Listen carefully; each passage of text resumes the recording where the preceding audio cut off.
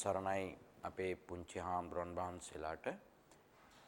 අදත් අපි DP පිරිවන අධ්‍යාපන වැඩසටහන් මාලාව යටතේ අදත් අපි බලාපොරොත්තු වෙන්නේ 3 වසර පන්තියට අදාළ පාඩමක් පුංචි හාමුදුරලට ඒ වගේම ශිෂ්‍යයන්ට අනිකුත් හැම දෙනාටම කෙටියෙන් ඒ වගේම සරලව පැහැදිලි කරලා දෙන්න තමයි අපි බලාපොරොත්තු වෙන්නේ. එතකොට අපේ පාඩම් මාලාව තුලම අපි අධ්‍යයනය කරපු පාඩම් මාලා සියල්ල පිළිබඳ පොඩි හාමුදුරන් වහන්සේලාට සරලව ඉගෙන ගන්න සරලව අදහස් දැනගන්න පුළුවන් අවස්ථාව උදා වෙනවා. ඉතින් ඒ වගේ අදත් අපි ඔබ වහන්සේලාට ඊටාම සරලව ඊටාමත්ම පහසුවෙන් මේ අධ්‍යාපන කටයුතු ටික කරගන්න ඔබට අවශ්‍ය කරන මඟ කියලා දෙන්න දරන උත්සාහයක් තමයි අද දවසෙත් අපි බලාපොරොත්තු වෙන්නේ. ඉතින් විශේෂයෙන්ම පාඩමේ නම දිහා දැක්කම ටිකක් පුංචි හාමුදුරුවන්ට ගැඹුරු ධර්මයක් වගේ පේනවා. ගැඹුරු පාඩමක් වගේ පේනවා. ඒ පාඩම ගැඹුරු වුණාට නම මාතෘකාව ටිකක් අමාරුයි වගේ දැනුණට ඒකේ අන්තර්ගත කාරණා ටික පොඩි හාමුදුරුවෝ පොඩි කාලේ ඉඳන්ම දන්නේ ඒවා. ඒ වගේම අපේ දරුවොත් මේවා අහලා තියෙන දේවල්. ඒ නිසා ලොකු අමාරුවක් අපහසුතාවයක් දැනෙන්නේ නැති වෙන්නත් ඔබ වහන්සේලාට අවශ්‍ය කරන ක්‍රමවේදයටත් අපේ කාරණා ටික කියලා දෙන්න උත්සාහ දරනවා. ඉතින් ಭಾರತೀಯ බ්‍රාහ්මණ සමාජ ධර්ම කියන පාඩම යටතේ බලාපොරොත්තු වෙනවා කාරණා ටිකක් සරලව කියලා දෙන්න. ಭಾರತೀಯ සමාජය කියලා කිව්වම පුංචි හාමුදුරුවෝ දන්නවා ಭಾರತೀಯ සමාජය කියන්නේ ලංකා සමාජය නෙමෙයි කියලා. එතකොට ජම්බුද්වීපේ නැත්තම් අපේ සිද්ධාර්ථ බෝසතාණන් වහන්සේගේ උත්පත්තිය සිද්ධ වෙච්ච ප්‍රදේශේ නැත්තම් රට විදියට අපි ගන්නේ ಭಾರತයේ. ಭಾರತೀಯ සමාජය තුළ විවිධ මතවාද බහුල රටක් විදියට තමයි සමාජයක් විදියට තමයි අපි දන්නේ. එතකොට මේ බහුල සමාජ රටාව තුළ ජීවත් වුණු මිනිසුන් තුළ තිබුණු සිතුම් පැතුම් වල විවිධ වෙනස්කම් දක්නට ලැබුණා. ඒ වෙනස්කම් දැක්කේ මිනිසුන්ගේ හැසිරීම් රටාවට වඩා සිතන ක්‍රියාවලියේ ලොකු වෙනසක් දකින්නට ලැබුණා. එතකොට මේ සමාජය තුළ හිටපු මිනිස්සු විවිධාකාර ආගම් අදහමින් තමන්ගේ ජීවිතේ ඒ ආගමට අදාළව කරුණු අධ්‍යයනය කරන්න එකල හිටපු මිනිස්සු උත්සාහ දැරුවා. ඒ උත්සාහ දරපු නිසා විවිධ ජීවන රටා බිහි වෙන්න පටන් ගත්තා. ඒ කියන්නේ දැන් අපේ ආගමත් එක්ක බැඳිලා ඉන්න බෞද්ධ ජනතාව දිහා බැලුවම ඒගොල්ලෝ ඒ සම්බන්ධව මිනිසුන්ගේ හැසිරීම් රටාවල් වෙනස් වෙනවා. වෙනත් ආගම්වල හැසිරීම් රටා, එතකොට බෞද්ධ මිනිසුන්ගේ හැසිරීම් රටා යම් යම් වෙනස්කම් වලට ආගම අනුව වෙනස් වෙලා තියෙනවා. ඒ වගේ ಭಾರತೀಯ සමාජය තුල තිබුණු මිනිස් සමාජයේ මිනිසුන්ගේ විවිධ හැසිරීම් රටා අපිට දකින්න ලැබුණා. එතකොට මේ හැසිරීම් රටා ඕනි විදිහට වෙනස් වුණේ නැහැ. දැන් ಭಾರತೀಯ සමාජය තුල විශේෂයෙන්ම බ්‍රාහ්මණ සමාජයේ තුල තිබුණු දැක්මවල දිහා දැක්කම බ්‍රහ්මයා තමයි, එහෙම නැත්නම් මහා බ්‍රහ්මයා තමයි මේ සියල්ල මවලා තියෙන්නේ. මහා බ්‍රහ්මයා තමයි මේ මනුෂ්‍ය ආත්ම භවයේ මේ සම්දිස්ථාන අපිට ලබා දීලා තියෙන්නේ කියලා ඒ ಭಾರತೀಯ සමාජය තුල බ්‍රාහ්මණ සමාජයේ නියෝජනය කරන විශේෂයෙන් පිරිසක්. ඒ පිරිස තමන් නිර්මාණය කරපු නැත්තම් අපි ගත්තොත් එහෙම පොඩි හාමුදුරුවනේ ඉන්දියාවේ නැත්තම් ಭಾರತೀಯ සමාජය තුල එකල පැවති මිනිසුන් තුල තිබුණේ නිර්මාණවාදී අදහස්. ඒ කියන්නේ මේ සියල්ල සක්‍ර දේවේන්ද්‍ර එහෙම නැත්නම් මහා මහා බ්‍රහ්මයා නිර්මාණය කරපු දෙයක් විදිහට තමයි ඒගොල්ලෝ පිළිගත්තේ. මහා බ්‍රහ්මයා. එතකොට මහා බඹු කියපු දෙයක් හැර වෙනත් කිසි දෙයක් කිරීමටවත් සිටීමටවත් පෙළඹිලා නැහැ එකල සමාජයේ මිනිස්සු. එතකොට ඒ හැම දෙනාගේම එකම පැතුම බලාපොරොත්තුව මහා බ්‍රහ්මයා ප්‍රකාශ කළ වදන ඒ අයුරින් අධ්‍යයනය කිරීම තමයි ඒගොල්ලොන්ගේ පරමාර්ථය බවට පත්.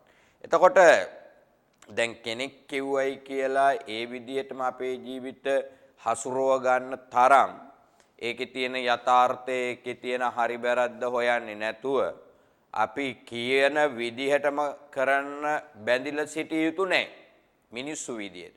ඒවා අධ්‍යයනය කරන්න ඕනේ.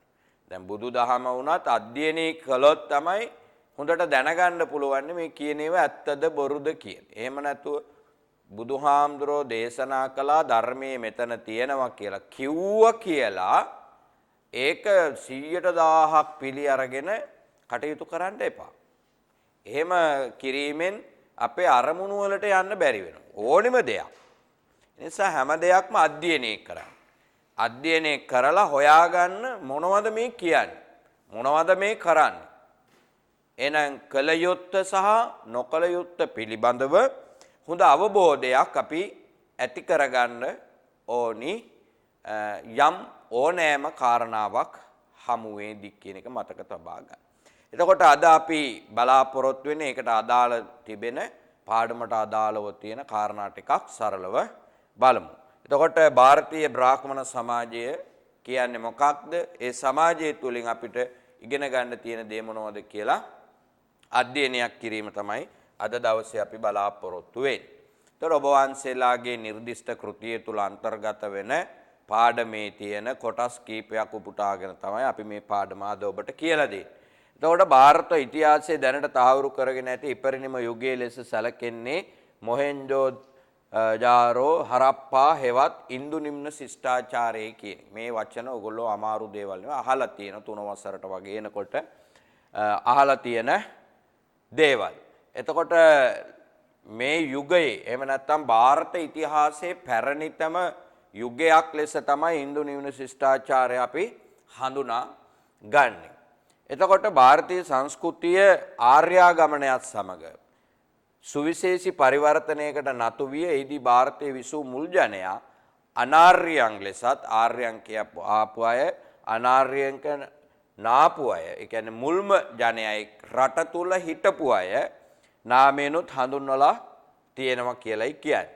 එම ජනතාව සංස්කෘතිය යටපත් කරගෙන පැන නැගුණු ආර්ය සංස්කෘතිය ಭಾರತයේ තහවුරු වන්නට විය. මෙන්න මේ වචන හතර හොඳට මතක තියාගන්න. මොනවද? ඍක් යජුර් සාමන් අතර්වන් කියලා ඍක් වේදයක් තියෙනවා. වේද හතරක් ගැන කියවෙනවා. ද ඍක් වේදය, යජුර් වේදය, සාමන් වේදය, අතර්වන් වේදය මේවා කෘති. මේවා තුල තමයි ಭಾರತೀಯ සමාජයේ බමුණු සමාජයේ තුල විශේෂයෙන්ම මේ කෘතිවල තියෙන දේවල් තමයි අධ්‍යයනය කරන්න. ඍග්වේදයේ වගේ එකක් ගත්තොත් ඒකේ තියෙනවා බ්‍රාහ්මණයෝ කොහොමද තමන්ගේ කටයුතු කරන්නේ, කොහොමද කළ යුත්තේ, මොනවද කරන්නේ, තමන්ට පැවරිච්ච සියලු වගකීම් යුතුයකම් සියල්ල අන්තර්ගත කරලා තියෙන ඍග්වේදයේ වාගේ වේදයක් කියවනවා. එතකොට වේදේ වුණත් ඍග්වේදේ වුණත් කියවන්න ඒකේ තියෙන ධර්මයේ කියවන්න බ්‍රාහ්මණ සමාජයේ තියෙන බ්‍රාහ්මණ ධර්ම කියවන්න හැමෝටම බෑ. මිනිස් සමාජයේ කොටස් වශයෙන් බෙදාගෙන ඒකේ ඍග්වේදේ අහන්න පුළුවන් කියන්න පුළුවන් සීමිත පිරිසකට. ඒතකොට සමහර අය ඉන්නවා කිසිසේත් අහන්නත් බෑ කියන්නත් බෑ. දඬුවම් ලැබිය හැකි වරදක් බවට පත් වෙනවා. කන් වලට ලෝදියක් කරනවා. ඍග්වේදේ අහලා හරි කියවලා හරි තිබුණා. මේක මනුස්ස සමාජයේ මිනිස්සු. එතකොට ඒ අය එතනට ඇද දාලා තියෙන්නේ මිනිස්සු විසින්මයි. මිනිස් සමාජයේම අය තමයි ඒකේ තැනට අරගෙන ගිහිල්ලා වට්ටලා මිනිසුන්ව අසරණ කරලා තියෙන්නේ. එතකොට මේ ඍග් යජුර් සාමන් අතර්වන් කියන අවස්ථා හතර හොඳට මතක තියාගන්න. මේ වේද හතර ඊළඟට කියනවා පසුකරමින් පැමිණි වෛදික සංස්කෘතිය බ්‍රාහ්මණ සංස්කෘතියේ පදනම නිර්මාණය කරන්නේ වෛදික යුගයේදී. ඊට පස්සේ විද්වත් මතයේ මෙහිලා අපගේ විශේෂ අවධානය යොමු වන්නේ මෙන්න මෙතන ඉඳලා. ඒ මොකද්ද? ඒ තමයි ක්‍රිස්තු පූර්ව 6 වෙනි සියවසේදී. ක්‍රිස්තු පූර්ව 6 වෙනි සියවසේදී ಭಾರತයේ ප්‍රචලිතව පැවති බ්‍රාහ්මණ සමාජ ධර්ම පිළිබඳ. මෙන්න මේක තමයි අද අපේ පාඩමට අදාළ කාරණාව බවට පත් වෙන්නේ බ්‍රාහ්මණ සමාජ ධර්ම. එතකොට බ්‍රාහ්මණ සමාජ ධර්ම වලින් මොනවද කියවෙන්නේ? ඒ තුල අන්තර්ගත වෙලා තියෙන්නේ මොනවද කියන එක පිළිබඳව තමයි අපි මේ තුලින් අධ්‍යයනය කරන්නේ ඉගෙන ගන්න උත්සාහ දරන්නේ. දැන් ඔබට පැහැදිලිව තේරෙනවා පැහැදිලිව පේනවා සමාජයේ තුල තත්වය එකල පැවති සමාජ තත්වයන් පිළිබඳ. දැන් අද අපේ සමාජයේ ලාංකික සමාජය තුල ගත්තම ඇත්තටම අපිට ඕනේ නිදහසක් තියෙනවනේ. දැන් පොඩි හාමුදුරුවලට දරුවන්ට හිතන විදිහට ඕනි දෙයක් අධ්‍යයනය කරන්න ඒ වගේම තමන්ගේ ජීවිතයට අවශ්‍ය කරන වටපිටාව හදාගන්න තමන්ට කැමැති පරිදි පුළුවන්.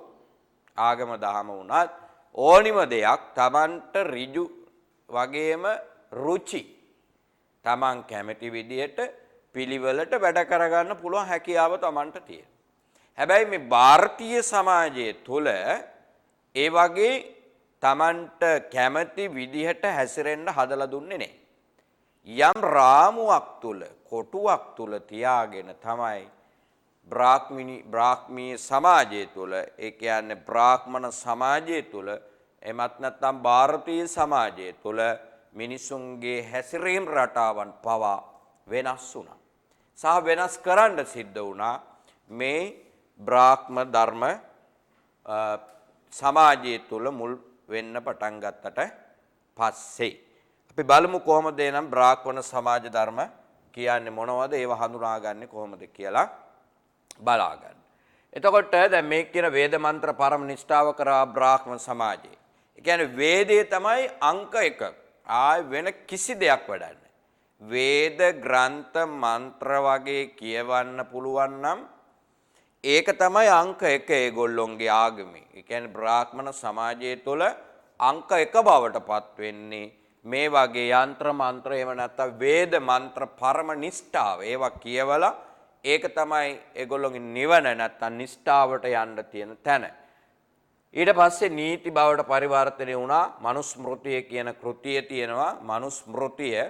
මනුස්මෘතිය කියන්නේ කෘතියක්. මේ කෘතිය අන්තර්ගත කරලා තියෙන නීති ටික. ඒ නීති වලට අනුව තමයි මිනිස්සු හැසිරිය යුත්තේ. එසේ නොවනවනම් දෙයයන් ආංශේමත් නැත්නම් මහා බඹුට විරුද්ධව වැඩ කරොත් දඬුවම් ලැබිය හැකි වරදක් වෙනවා. ඉතින් හැමෝම බයයි කාටද? මහා බ්‍රහ්මයාට බයයි. මහා බ්‍රහ්මයා මේ සියල්ල බලාගෙන ඉඳලා මහා බඹු අපිට යම් පීඩන ඒ වගේම ප්‍රශ්න ඇති කරනවා කියලා බයක් මිනිස්සු තුල ඇති වෙන්න පටන් ගත්තා. එපමණක් ඍග්වේදයට පවා ඔහු පසු කාලින කරන ලදයි සැලකෙන එකතු කිරීමේ බ්‍රාහ්මණ සමාජ ධර්ම තහවුරු කරයි. එතකොට සාමාන්‍යයෙන් ඕනිම සමාජයක් පවත්වගෙන යන නීති රීති මාලාවක් අවශ්‍ය වෙනවා. එහෙම නැත්නම් ඒක පාලනය කරගන්න බැරි වෙන නිසා ඒත් පොඩි හාමුදුරනේ සාමාන්‍යයෙන් ඕනෑම දෙයක පරිපාලනය එහෙම නැත්නම් පවත්වගෙන යන්න අවශ්‍ය කරන නීති මාලාවක් රීති මාලාවක් අවශ්‍යයි. ඒ නීති රීති ටික ඕනෑවට වඩා මිනිසුන්ට පීඩනයක් ඇති වෙන විදිහට මිනිසුන්ට දරා ගන්න බැරි විදිහට ඒවා අන්තර්ගත කරනවා නම් සමාජගත කරනවා නම් ටිකක් අමාරු ගතියක් තියෙනවා. එතකොට ඒ තුලින් ලස්සන මිනිස්සු ටිකක් බිහි කරගන්න බෑ. හොඳ සොඳුරු මිනිස්සු ටිකක් බිහි කරගන්න බෑ. මොකද එක දෙයකට බයේ ඒ දේ තුලම ගැබ්බෙලා නිර්මාණශීලී අදහසක් ඉදිරිපත් කරන්න අවස්ථාව ලැබෙන්නේ නැහැ. ඒ බ්‍රාහ්මණී සමාජය තුල තිබිච්ච තවත් එක් ක්‍රම වේදයක්. එතකොට දැන් අපිට එහෙම නැහැනේ. දැන් ඔබ වහන්සේලාට පොඩි හාමුදුරුවෝට ඕනි විදිහට කවි බණ කියන්න ආස නම් කවි බණක් කියන්න පුළුවන්. තව එක්කෙනෙකුට වෙන බණක් කියන්න පුළුවන් නම් ඒ බණ කියන්න පුළුවන්. දැන් දරුවන්ට ගත්තොත් සින්දු කියන්න ඕනේ නම් සින්දු කියන්න පුළුවන්. ඒක කිසි ප්‍රශ්නයක් නැහැනේ. එතකොට හැම දෙනා තුලම තමන්ගේ නිර්මාණය ඉදිරිපත් කරන්න පුළුවන් හැකියාව තියෙනවා. සහ ඒකට තහංචි නෑ. තහංචියක් නෑ. දැන් මේ බ්‍රාහ්මී සමාජය තුල තියෙන තනිකර බ්‍රාහ්මණ සමාජයේ තියෙන මොනවද? කියන දේ විතරයි කරන්න ඕන. එතනින් එහාට දෙයක් කරන්න පුළුවන් හැකියාවක් නැහැ. ඒක තමයි ඒගොල්ලෝ යම් රාමුවක් තුල බ්‍රාහ්මණ සමාජය තුල රාමුවක් තියෙනවා. ඒ රාමුව තුල ඉන්න ඕනේ. ඒකෙන් පිටපයින්න බෑ. පිටපැන්නොත් මහා බ්‍රහ්මයාට අපහසයක්. මහා බ්‍රහ්මයාට අගෞරවයක්. ඒ නිසා එකල මිනිස්සු මහා බ්‍රහ්මයාට අගෞරව කරන්න හීනකින්වත් හිතලා නැහැ. ඒ තරම් බය සහගත ස්වરૂපයක් තිබිලා තියෙනවා. අපි බලමු ඊළඟට මොකද්ද කියන්නේ. වේදේ. වෛදික සාහිත්‍යයේ වේද බ්‍රාහ්මණ ආරණ්‍යක උපනිෂද් යන සාහිත්‍ය යුග හතරක් පිළිබඳව ප්‍රකාශයටපත් වෙනවා. දැන් මේවා කීපයක් අපි දැන් කතා කර ආවා. ඒවා ටිකක් මතක තියෙන්න ඔබට විභාගෙට අවශ්‍ය වෙනවා. එතකොට වේද කියන්නේ මොනවද? ඒ වේද හතර මොනවද? ඊට පස්සේ අපි දැන් කතා කරගෙන ආවා ඍක් යජුර්වන් අතර්වන් කියලා කතා කරගෙන ආවා කෘති ටිකක් යුග ටිකක් ඒව ගැනත් මතක තබාගෙන ඉන්න ඕනි මේ වෙනකොට. දැන් මේකේ තියෙනවා යුග ටිකක් සාහිත්‍ය යුග මොනවද? වේද යුගය, බ්‍රාහ්මණ යුගය, ආරණ්‍යක යුගය සහ උපනිෂද් කියලා යුග හතරක් පිළිබඳව සාහිත්‍යමය වශයෙන්. එතකොට මේ සාහිත්‍ය වශයෙන් තිබිච්ච යුග පිළිබඳව ඒකේ හරි ලස්සන කතා තියෙනවා. ඒ වගේම ඒකේ තියෙන නිර්මාණ ඒ වගේම ඒගොල්ලොන්ගේ තිබුණු හැසිරීම් රටා, චර්යා රටා, සාර ධර්ම ඒගොල්ලොන්ටම ආවේනික වෙච්ච ක්‍රියාදාමයන් පිළිබඳ මේ වේද බ්‍රාහ්මණ ආරණ්‍යක උපනිෂද් කියන සාහිත්‍ය යුග තුල අපිට දකින්න ලැබෙනවා. එතකොට ඒ වගේ අමුතුම ක්‍රියාවලියක් තියෙනවා. ඉතින් දැන් ගත්තොත් අපේ සමාජයේ නෙවෙයි මේ ಭಾರತೀಯ සමාජය තුල තියෙන ක්‍රමවේදයක් ගැන තමයි අපි කතා කරන්නේ. එතකොට බලන්න දරණු පිළිබඳ අධ්‍යයනයේ මූලික වශයෙන් මෙන්න මෙහෙම කොටස් 6කට 7කට බෙදිලා තියෙනවා. මොනවද තියෙන්නේ?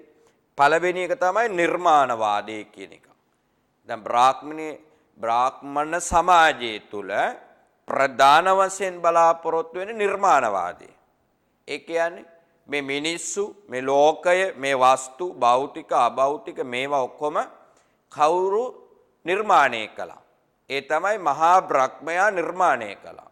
ඒ නිසා මිනිස්සු ඒ කාලේ ගොඩාක් පිළිගත්ත දෙයක් තමයි මොකද්ද? නිර්මාණවාදී. ඒ කියන්නේ මහා බ්‍රහ්මයා තමයි සියල්ල නිර්මාණය කරලා තියෙන්නේ. ඒතකොට ඔහු හැර කෙනෙක් මේ ලෝකේ නැහැ. එහෙනම් මේ මා ඇතුළු ඒ කියන්නේ ඉන්දිය සමාජය තුල මිනිස්සු කියනවා තමා ඇතුළු පිරිස මේ ලෝකෙට ඔය විදිහට නිර්මාණය කරලා දුන්නේ මහා බ්‍රහ්මයා. මහා බඹු. එහෙනම් ඒක මනසේ තියාගෙන තමයි මිනිස්සු හැසිරෙන්නේ. ඒ නිසා නිර්මාණවාදය කියන එක බහුලව දකින්නට ලැබුණු සමාජයක් තමයි ಭಾರತೀಯ සමාජය තුළ. සදර්ම කියලා තියෙනවා, ආපත් ධර්ම තියෙනවා, උපනයනය කියලා තියෙනවා, වර්ණ, ආශ්‍රම, යාග. ওই විදිහට කාරණා 7ක් ගැන නිර්මාණවාදයේ තුලින් පටන් අරගෙන කාරණා 7ක් පිළිබඳව කියවෙනවා. මේවා එක එක අපි බලමු අධ්‍යයනය කරලා මොනවද තියෙන්නේ කොහොමද කෙරෙන්නේ කියලා. අපි එකක් ගත්තොත් නිර්මාණවාදී කියන අවස්ථාව කොහොමද නිර්මාණවාදී කියන්නේ මොකද්ද නිර්මාණවාදී කියන්නේ සහ නිර්මාණවාදයෙන් බ්‍රාහ්මණ සමාජය තුල ಭಾರತೀಯ මිනිසුන්ට ලැබුණු වරප්‍රසාද සහ වෙනත් මාර්ග මොනවද නැත්නම් වෙනත් ප්‍රතිලාභ මොනවද කියලා බලමු. මිනිසා අපට පරිසරයේ ගහකොළ සතා සිව්පා ඇලදොල මහා මුහුද ආකාශ ඉරාඳ තාරකා දැන් මේ වචන ටික දිහා බලන්නකෝ පොඩි හාමුදුරුවෝ බලාගෙන යනකොට මේ සියල්ල මොකද්ද කරලා තියෙන්නේ කිසියම් බලගතු කෙනෙක් විසින් මොනා කරලා තියෙනවද නිර්මාණය කරලා තියෙනවා අන්න ඔබට දැන් විශ්වාස කරන්න පුළුවන් දැන් අපේ බෞද්ධ සමාජය තුල ලාංකීය සමාජය තුල පිළිගන්නේ නැහැ නිර්මාණවාදී සියල්ල මේ අපිට කවුරු හරි හදලා දුන්න දෙයක් පහළ වෙච්ච එකක් කියලා අපි පිළිගන්නේ නෑනේ. මොකද අපි දන්නවා නිර්මාණවාදී ඒතකොට මහා බ්‍රහ්මයා නෙවෙයි අපි මවලා තියෙන්නේ කියලා දන්නවා. දැන් පොඩි හාමුදුරුවෝට අම්මා ඉන්නවා තාත්තා ඉන්නවා සහෝදරයෝ ඉන්නවා. ඒගොල්ලෝ කවුරුත් ඇවිල්ලා මේ රූපයක් නිර්මාණය කරලා දුන්නා වගේ කරලා දුන්නේ නෑනේ. ඔබ මව් කුසින් මේ ලෝකෙට ආවා කියලා දන්නවා. ආයේ ගැටලුවක් නෑ. එතකොට මහා බ්‍රහ්මයා මේව පහල කරා කියලා කවුරුත් කියන්නේ නෑ. ඒක නිසා බ්‍රාහ්මණ සමාජයේ වගේ ಭಾರತೀಯ සමාජයේ මිනිස්සු එහෙම නෑ. එකල. කියන්නේ බුදුහාමුදුරුවෝ පහල වෙන්න පෙර මිනිස්සු තුල තිබුණු අදහස් තමයි මේ. ඒගොල්ලොන්ගේ ප්‍රධානම බලාපොරොත්තුව මහා බඹු නැත්නම් මහා බ්‍රහ්මයා මේ සියල්ල නිර්මාණය කරලා තියෙන. තමන් විතරක් නෙවෙයි. මේ ලෝකේ භෞතික වස්තු ඇල දොල ගංගා ඉර හඳ තාරකා මේ ඔක්කොම මොකද්ද වෙලා තියෙන්නේ? කෙනෙක් බලගත්ු කෙනෙක්. එයා කියන්නේ කෙනෙක් කිව්වම අනියමාර්ථයිනේ. කවුද කියලා හරියට දන්නේත් නැහැ, කියන කෙනා දන්නේත් නැහැ. මහා බලගත්ු කෙනෙක් තමයි මේවා ඔක්කොම මොනා කරේද? නිර්මාණය කළේ කියලා ඔන්න සමාජගත කරනවා. සමාජයේ අහිංසක මිනිසුන්ට කියනවා මේ ඉර කවුද? මේ හඳ කවුද? මේ මහා බ්‍රහ්මයා නිර්මාණය කරපු වස්තු. ඒ දිහා නිකන් ඔරවලා බලන්න එපා. නිකන් වැරදි විදිහට බලන්න එපා. ඒවා ඔක්කොම එහෙම කළොත් මහා බ්‍රහ්මයාට ඔබ කරන අපහාසයක් වෙනවා. බලන්න කොච්චර පීඩනයක් දෙනවද කියලා. දැන් අපිට ඒ පීඩනයක් නැහෙනේ. නිර්මාණවාදී තියෙන ආගම්වල පීඩනේ වැඩි. ඒ දේ කිව්වොත් කිව්ව විදිහටම කරන්න ඕන. බුදුදහම තුල තියෙන චින්තන නිදහසක් නේ දැන් පොඩි ආන්දුරලට දරුවන්ට ඕනි විදිහට බුදුහාඳුරු බුදුන් වදින්න ධර්මය අහන්න සංඝ ඇසුරු කරන්න පුළුවන්. එහෙම නැතුව කොත්තනකවත් දීලා නැහැනේ බුදුන් වඳින්න ඕනේ වැන්දෙන්නේ නැත්නම් අපාය යනවා කියලා තියෙන කොයිවා. එහෙම එකක් නෑ. කළොත් හොඳ වැඩ ලැබෙනවා හොඳ ඵල.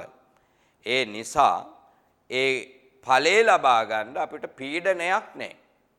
පීඩනයක් නැතුව අපිට අපේ දහම ඉගෙන ගන්න පුළුවන් වුණාට මේ අපි කතා කරන්නේ ಭಾರತೀಯ බ්‍රාහ්මණ සමාජයේ තුල තිබිච්ච හැසිරීම් රටාවන් පිළිබඳයි අපි කතා කරන්නේ. එහෙනම් හැමදේම නිර්මාණවාදයේ ලෙස පිළිගන්න වෙලා තියෙනවා. හැමදේම පහල කරලා තියෙන්නේ මේ කියන විදිහට බලගත්ු අයෙක් කියලයි ඒ සමාජයේ පිළිගත්තේ. මේ සමස්තේ නිර්මාපකයා කියන්නේ නිර්මාණකරු. මේ ඔක්කොම නිර්මාණය කරලා තියෙන කෙනාට කියනවා මොකක් කියලා. මේ තියෙන්නේ. එයාට අපි කියන්නේ මහා බ්‍රහ්මයා කියලා. එයාට කියන්නේ මොකද්ද? මහා බ්‍රහ්මයා. මේ සියල්ලම නිර්මාණය කරලා තියෙන්නේ එයා. එයාට කියන නම තමයි ඒ. ඔහු සියල්ල දක්නා බැවින්. ඔක්කොම පේනවා එයා. කාටද? සක්‍රයාට නෙවෙයි. මහා බ්‍රහ්මයාට. මහා බ්‍රහ්මයාට සියල්ල පේනවා. සියල්ල පේන නිසා එයාට දාලා තියෙන නමක් මොකද්ද? උතර නම මතක තියාගන්න. එක නමක් තමයි සර්වදර්ශී. සියල්ල පේනවා. දර්ශි කියන්නේ පේනවනේ, දර්ශනීය වෙනවනේ. එතකොට මහා බ්‍රහ්මයා උඩීම ඉන්නවා නම් එයාට ඔක්කොම පේනවා. එයාට ඔක්කොම පේනවා. සර්වදර්ශී. ඊළඟට සෑම තැනකම පැතිර ඇති. හැම පැත්තෙම ඉන්නවා. කොහෙන්වත් හැංගෙන්න බෑ. පොළොව යට ගියත්, අහස උඩ ගිහිලා හිටියත්, ගෙයක් අස්සේ බින්ගයක් අස්සේ හැංගිලා හිටියත් කොහෙවත් ඉන්න බෑ. එයා හැම තැනම ඉන්නවා. කවුද? සෑම තැන පැතිර ඇත. සක්‍ර දේවේන්ද්‍රයන් මහා බ්‍රහ්මයා. මහා බ්‍රහ්මයා. සක්‍රයා වෙනයි මහා බ්‍රහ්මයා වෙනයි. ඒකත් මතක තියාගන්න. මහා බ්‍රහ්මයා.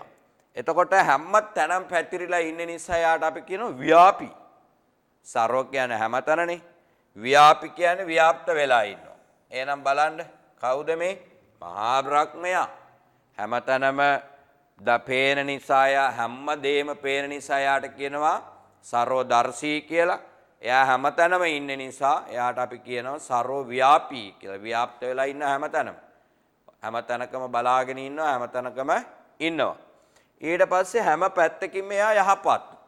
මේ අපි නෙවෙයි කියන්නේ ಭಾರತೀಯ සමාජය තුළ උගන්වන ධර්මතාවය. හැම අතින් මෙයා යහපත්. ඒ නිසා භද්‍රයි. සර්වතෝ භද්‍ර. බලන්න ලස්සන නම් දැන් තුනක් කිව්වා. මොනවද? සර්වදර්ශී, සර්වව්‍යාපී, හරවතෝ භද්‍ර. තවත් මොනවද තියෙන්නේ කියලා බලන්න. විශ්වයේ කර්තෘවරයා. කර්තෘ කියන්නේ නිර්මාණය කරන කෙනානේ. යමක් නිර්මාණය කරන කෙනා තමයි කර්තෘ. එහෙනම් එයාට කියන විශ්ව කර්තෘ කියලා. ලෝකය හදලා තියෙන්නේ, ලෝකය පහල කරලා තියෙන්නේ කවුද? කියලාද කියන්නේ නිර්මාණවාදී පියෙක් විදියට ඉන්න මහා බ්‍රහ්මයා තමයි මේ සියල්ල නිර්මාණය කරලා තියෙන්නේ. විශ්ව කර්තෘ, විශ්වයේ කර්තෘ, විශ්වයේ අසහාය මැවුම්කාරයා. බලන්නකො තවත් තමක් තියෙනවා. මොනවද? විශ්වමාපකයා. විශ්වමාපකයා කියලා. දැන් අපි කතා කරා මහා බ්‍රහ්මයාට කියනවා කරුණු පහක්. දැන් ඔබෙන් අහන්න පුළුවන් සමහරක් වෙලාවල් වලදී ප්‍රශ්නවලට සර්වව්‍යාපී කියන්නේ මොකක්ද? එහෙනම් හැම පැත්තම ව්‍යාප්ත වෙලා ඉන්නවා. කවුද එහෙම ඉන්නේ? මහා බ්‍රහ්මයා. ඒතකොට හැමදේම දක්නා බැවින් හැමදේම පේනවා. එයාට කියන්නේ දර්ශි, සර්වදර්ශි, හැම පැත්තම පේනවා. ඒ වගේම හැම පැත්තකින්ම යහපත්. ඒ නිසා අපි කියනවා සර්වතෝ භද්‍ර කියලා. ඒ වගේම ලෝකේ නිර්මාණය කරපු කෙනා. ඒ නිසා අපි කියනවා විශ්ව කර්තෘ. මුළු ලෝකේම නිර්මාපකයා විදියට පිළිගන්න නිසා විශ්වමාපක කියලා කියනවා. දැන් බලන්න පොඩි හාමුදුරුවෝ.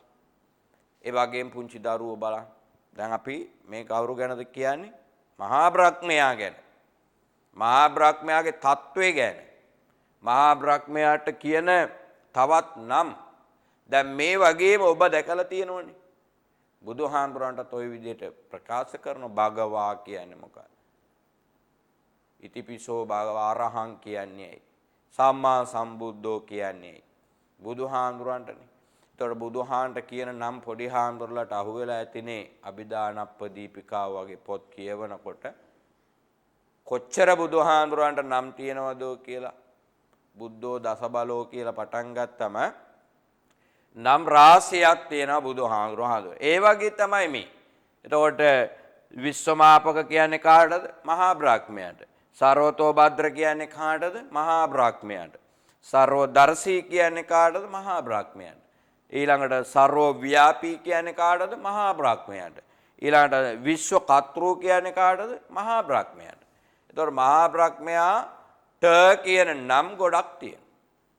එහෙනම් දැන් පොඩි අහඹලට තේරෙනවා කවුද මේ මහා බ්‍රහ්මයා කියන්නේ කියලා දැන් අපි දැන් දන්නවා. බලමු ඊළඟට මොනවද එයා කියන්නේ මීට එහා ගිය කාරණා මොනවද කියලා. දැන් එතකොට නිර්මාණවාදය ගැන දන්නවා. ඒකේ කිසි ප්‍රශ්නයක් නැහැ. එහෙනම් මේ කාරණා ටික ඔළුවේ තියාගන්න. නිර්මාණවාදය ඇති කරලා තියෙන කවුද? මහා බ්‍රහ්මයා කියන එක මතක තියාගන්න. අපි ඊළඟ කාරණාවට යනවා. ඒ තමයි වර්ණ ධර්ම කියලා එකක් තියෙනවා.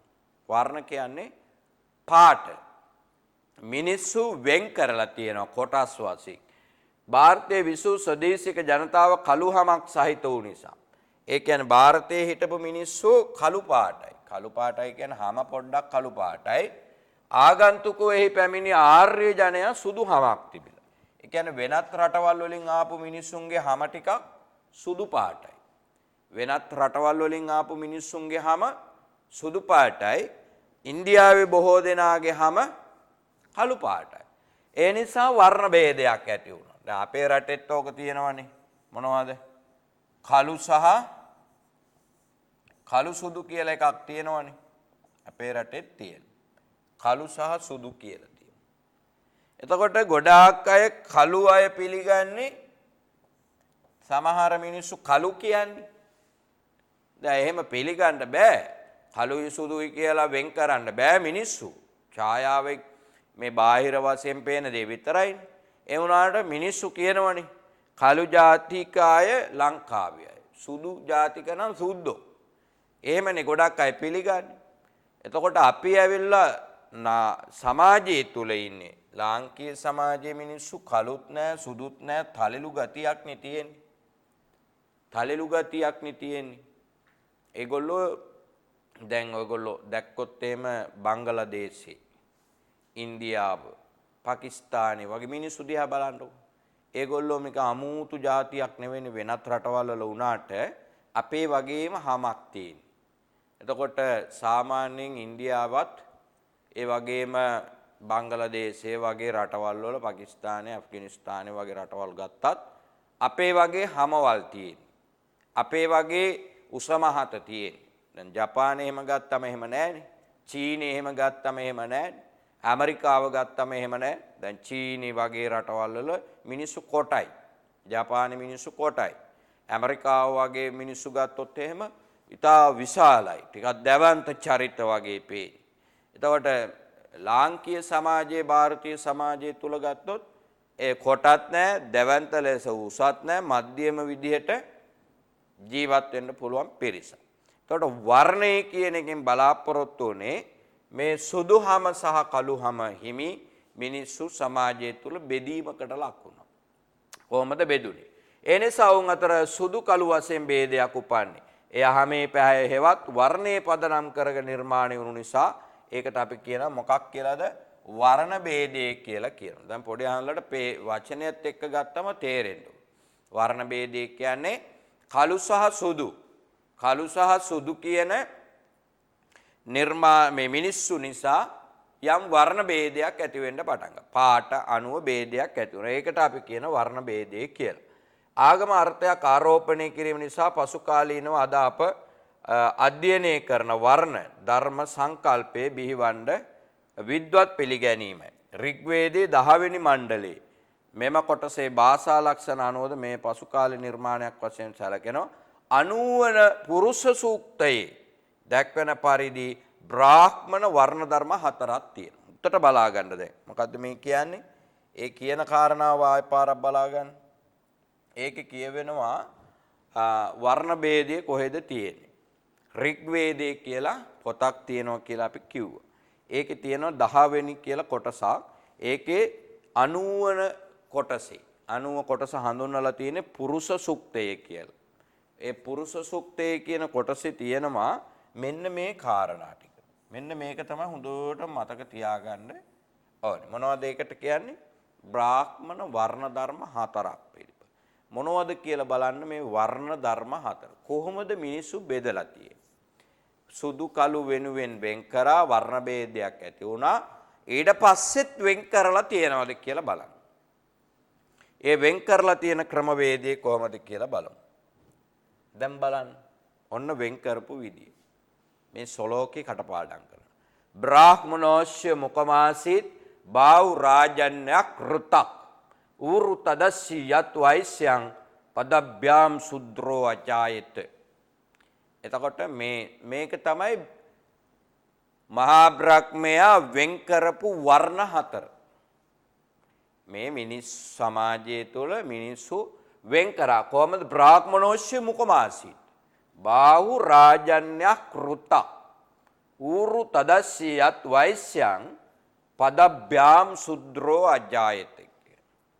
දැන් සරලව ගත්තොත් පොඩි හාමුදුරනේ දැන් ඔබට පේනවා මේ ඉන්නේ හිතන්නකෝ මහා බ්‍රහ්මයා කියලා.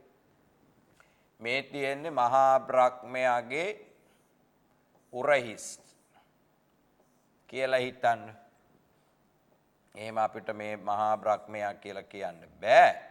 මේ නිකන් සරලව ගන්න. මේ අපිට අදාළ කොටස හොඳට හදා ගන්න ඕනේ නිසා. right. ඊළඟට මොකද්ද කියන්නේ? බ්‍රාහ්මනෝස්ය මුකමාසී. දැන් කොටස් 4ක් ඉන්න. මේ තියෙන්නේ 1 බ්‍රාහ්මණ, 2 ශාස්ත්‍රීය, 3 වෛශ්‍ය, 4 ශුද්‍ර කියලා ඔන්න වර්ණ 4 තියෙනවා. දැන් ඔබ වහන්සේලාට පේනවා. දැන් මේ මහා බ්‍රහ්මයා කියලා හිතන්නකෝ. මෙයා කියනවා, මෙයා නිර්මාණය කරනවා බ්‍රාහ්මනෝස්ය මුකමාසීත්. මහා බ්‍රහ්මයාගේ මුඛ කියන්නේ මොකද්ද? කටනේ. එහෙනම් කටින් ආපු පිරිස තමයි කවුද? කටින් ආපු අයට නමක් දැම්මා මහා බ්‍රහ්මයාගේ කටින් ආපු පිරිසට නම දැම්ම බ්‍රාහ්මණ කියලා. මොකක්ද දැම්මේ? බ්‍රාහ්මණ. එහෙනම් බ්‍රාහ්මණ කියන්නේ මොකද්ද? මහා බ්‍රහ්මයාගේ මුවෙන් උපන් නිසා. කටින් ඇවිල්ලා තියෙන ඒගොල්ලෝ. දැන් එක එක ප්‍රශ්න ඇති වෙයි. කටින් කොහොමද මිනිස්සු වෙන්නේ? පොඩි ආම්බුරලට දරුවන්ට අනිත් අයට ප්‍රශ්න මේවා. ගැටලු. හැබැයි මේක නිර්මාණයේ වාදයේ විදිහට කියනවා මහා බ්‍රහ්මයා තමයි කටින් බ්‍රාහ්මණ කියන කොටස මිනිස්සු ටික බිහි කරලා තියෙන්නේ. ඊළඟට මොකද්ද ශාස්ත්‍රීය කියලා කියන්නේ? ශාස්ත්‍රීය කියන්නේ මෙන්න මේවා බාහුව. බාහුව කියන්නේ අපේ මේ අතේ තියෙනවනේ මේ හරිය බාහුව. එතකොට මේ බාහුව වලින් ඉපදිච්ච අයට නමක් දැම්මා ශාස්ත්‍රීය කියලා. කටින් ඉපදිච්ච අය කවුද? මහා බ්‍රහ්මයාගේ කටින් ඉපදිච්ච අය බ්‍රාහ්මණ, මහා බ්‍රහ්මයාගේ බාහුව වලින් ඉපදිච්ච අය ශාස්ත්‍රීය කියලා දැන්. එතකොට වෛශ්‍රීය කියන්නේ මේ හරියනේ කලව තියෙන්නේ. කලව තියෙන්නේ මේ හරියනේ. කලව වලින් ඌරු තදස්ය. එතකොට කලව වලින් ඉපදිච්ච අය. එතකොට අන්තිම පිරිස ඉපදිලා තියෙන්නේ කොහෙන්ද? මේ මෙතනින්. යටිපතුලනේ මේ තියෙන්නේ. යටිපතුලනේ. එන යටිපතුලින් ඉපදිච්ච කට්ටියකුත් ඉන්නවා. ඒගොල්ලන්ට කියන්නේ ශුද්‍ර කියලා. දැන් බලන්නකො කොච්චර අපිට අනුව ගත්තෝ නිකන් පිස්සු වගේනේ. හිතා ගන්න බෑනේ මිනිස්සු ඔය තැන් වලින් ඉපදෙනවද කියලා. ඉපදීම නෙවෙයිනේ මේ කරලා තියෙන්නේ. මේ මොකද්ද කරලා තියෙන්නේ? නිර්මාණය කරනවා. නිර්මාණය කරන්න ඕනි කෙනෙකුට පුළුවන්. එහෙනම් බ්‍රාහ්මනෝෂ්‍ය මුකමාසිත බාහු රාජන්‍යක් ක්‍රොතක් උරුතදස්යත් වෛශ්‍යම් පද්භ්‍යාම් සුද්‍රෝ අජායත. ඒකේ කියන වර්ණ හතර හොඳට මතක තියාගන්න. මොනවද? බ්‍රාහ්මණ, ශාස්ත්‍රීය, වෛශ්‍රීය, ශුද්‍ර. බ්‍රාහ්මණ ඉපදිලා තියෙන්නේ මහා බ්‍රහ්මයාගේ කටින්. ශාස්ත්‍රීය ඉපදිලා තියෙන්නේ මහා බ්‍රහ්මයාගේ බාහුව වලින්. වෛශ්‍ය කියන කොටස ඉපදිලා තියෙන්නේ මහා බ්‍රහ්මයාගේ කලවා වලින්. ශුද්‍ර කියන කොටස ඉපදිලා තියෙන්නේ මහා බ්‍රහ්මයාගේ යටිපතුල් වලින්. පුංචි ආම්බුල්ලා නිකන් හිතන්න ඉන්දියාවේ දැනටත් මේ ස්වරූපේ පවතින ප්‍රදේශ තියෙනවා. කොච්චරද කියනවා නම් මේ බ්‍රාහ්මණයෝ නානේවා මේ බ්‍රාහ්මණ පිරිස නානේව තියෙනවනේ. මේගොල්ලෝ නාලා ඉවර වෙලා එන වතුර තියෙනවනේ. දැන් මෙතන ටැංකියක් තියෙනවා. මේගොල්ලෝ නාලා එන එක පිරෙනවා මේකේ. මේ කවුද නාන්නේ? බ්‍රාහ්මණ. මේගොල්ලෝ බ්‍රාහ්මණ නානවා. එතකොට මේගොල්ලෝ නාලා ඉවරුනාම එනවා තව ටැංකියකට. මේක තවමත් මේ ಭಾರತයේ තියෙනවා. සමහර තැන්වල. එතකොට මේ ටැංකියේ වතුර පිරෙන්නේ මේගොල්ලෝ නාලා එන ඒවා. එතකොට මෙතන ඉන්නේ කවුද?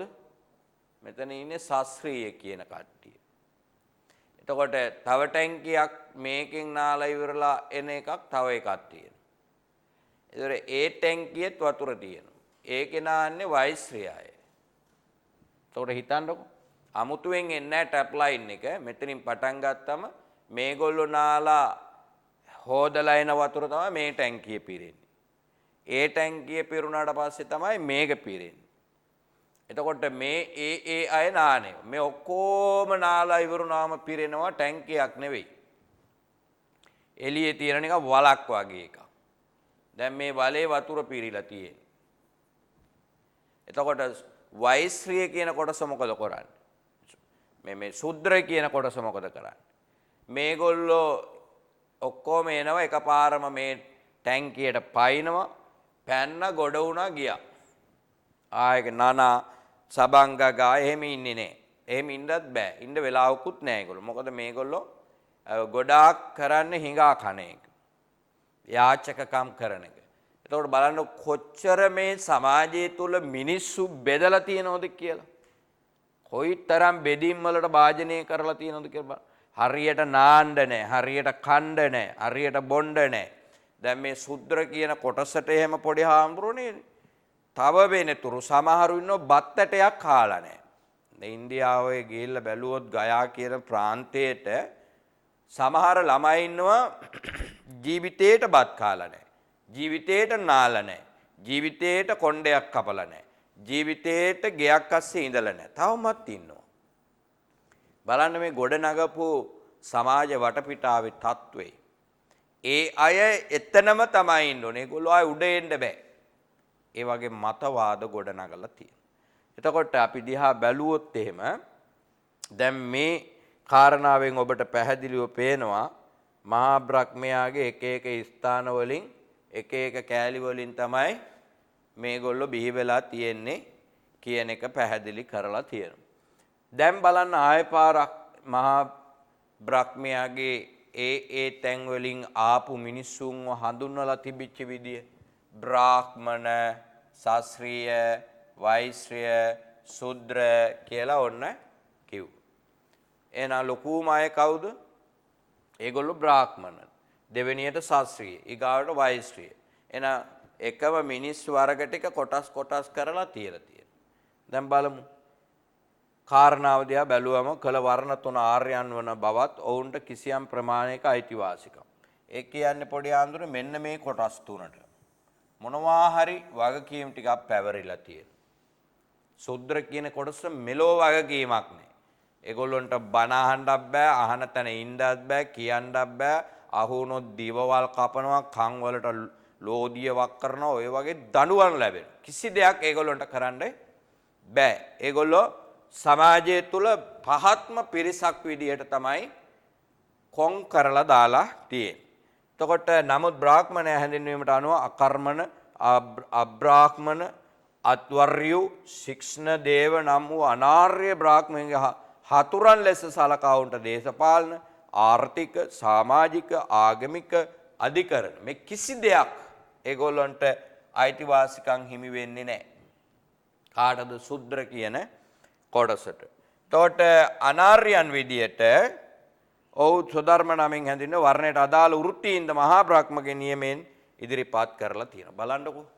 දැන් මිනිස්සු වෙන් කළා බ්‍රාහ්මණ, ශාස්ත්‍රීය, වෛශ්‍ය, ශුද්‍ර කියලා.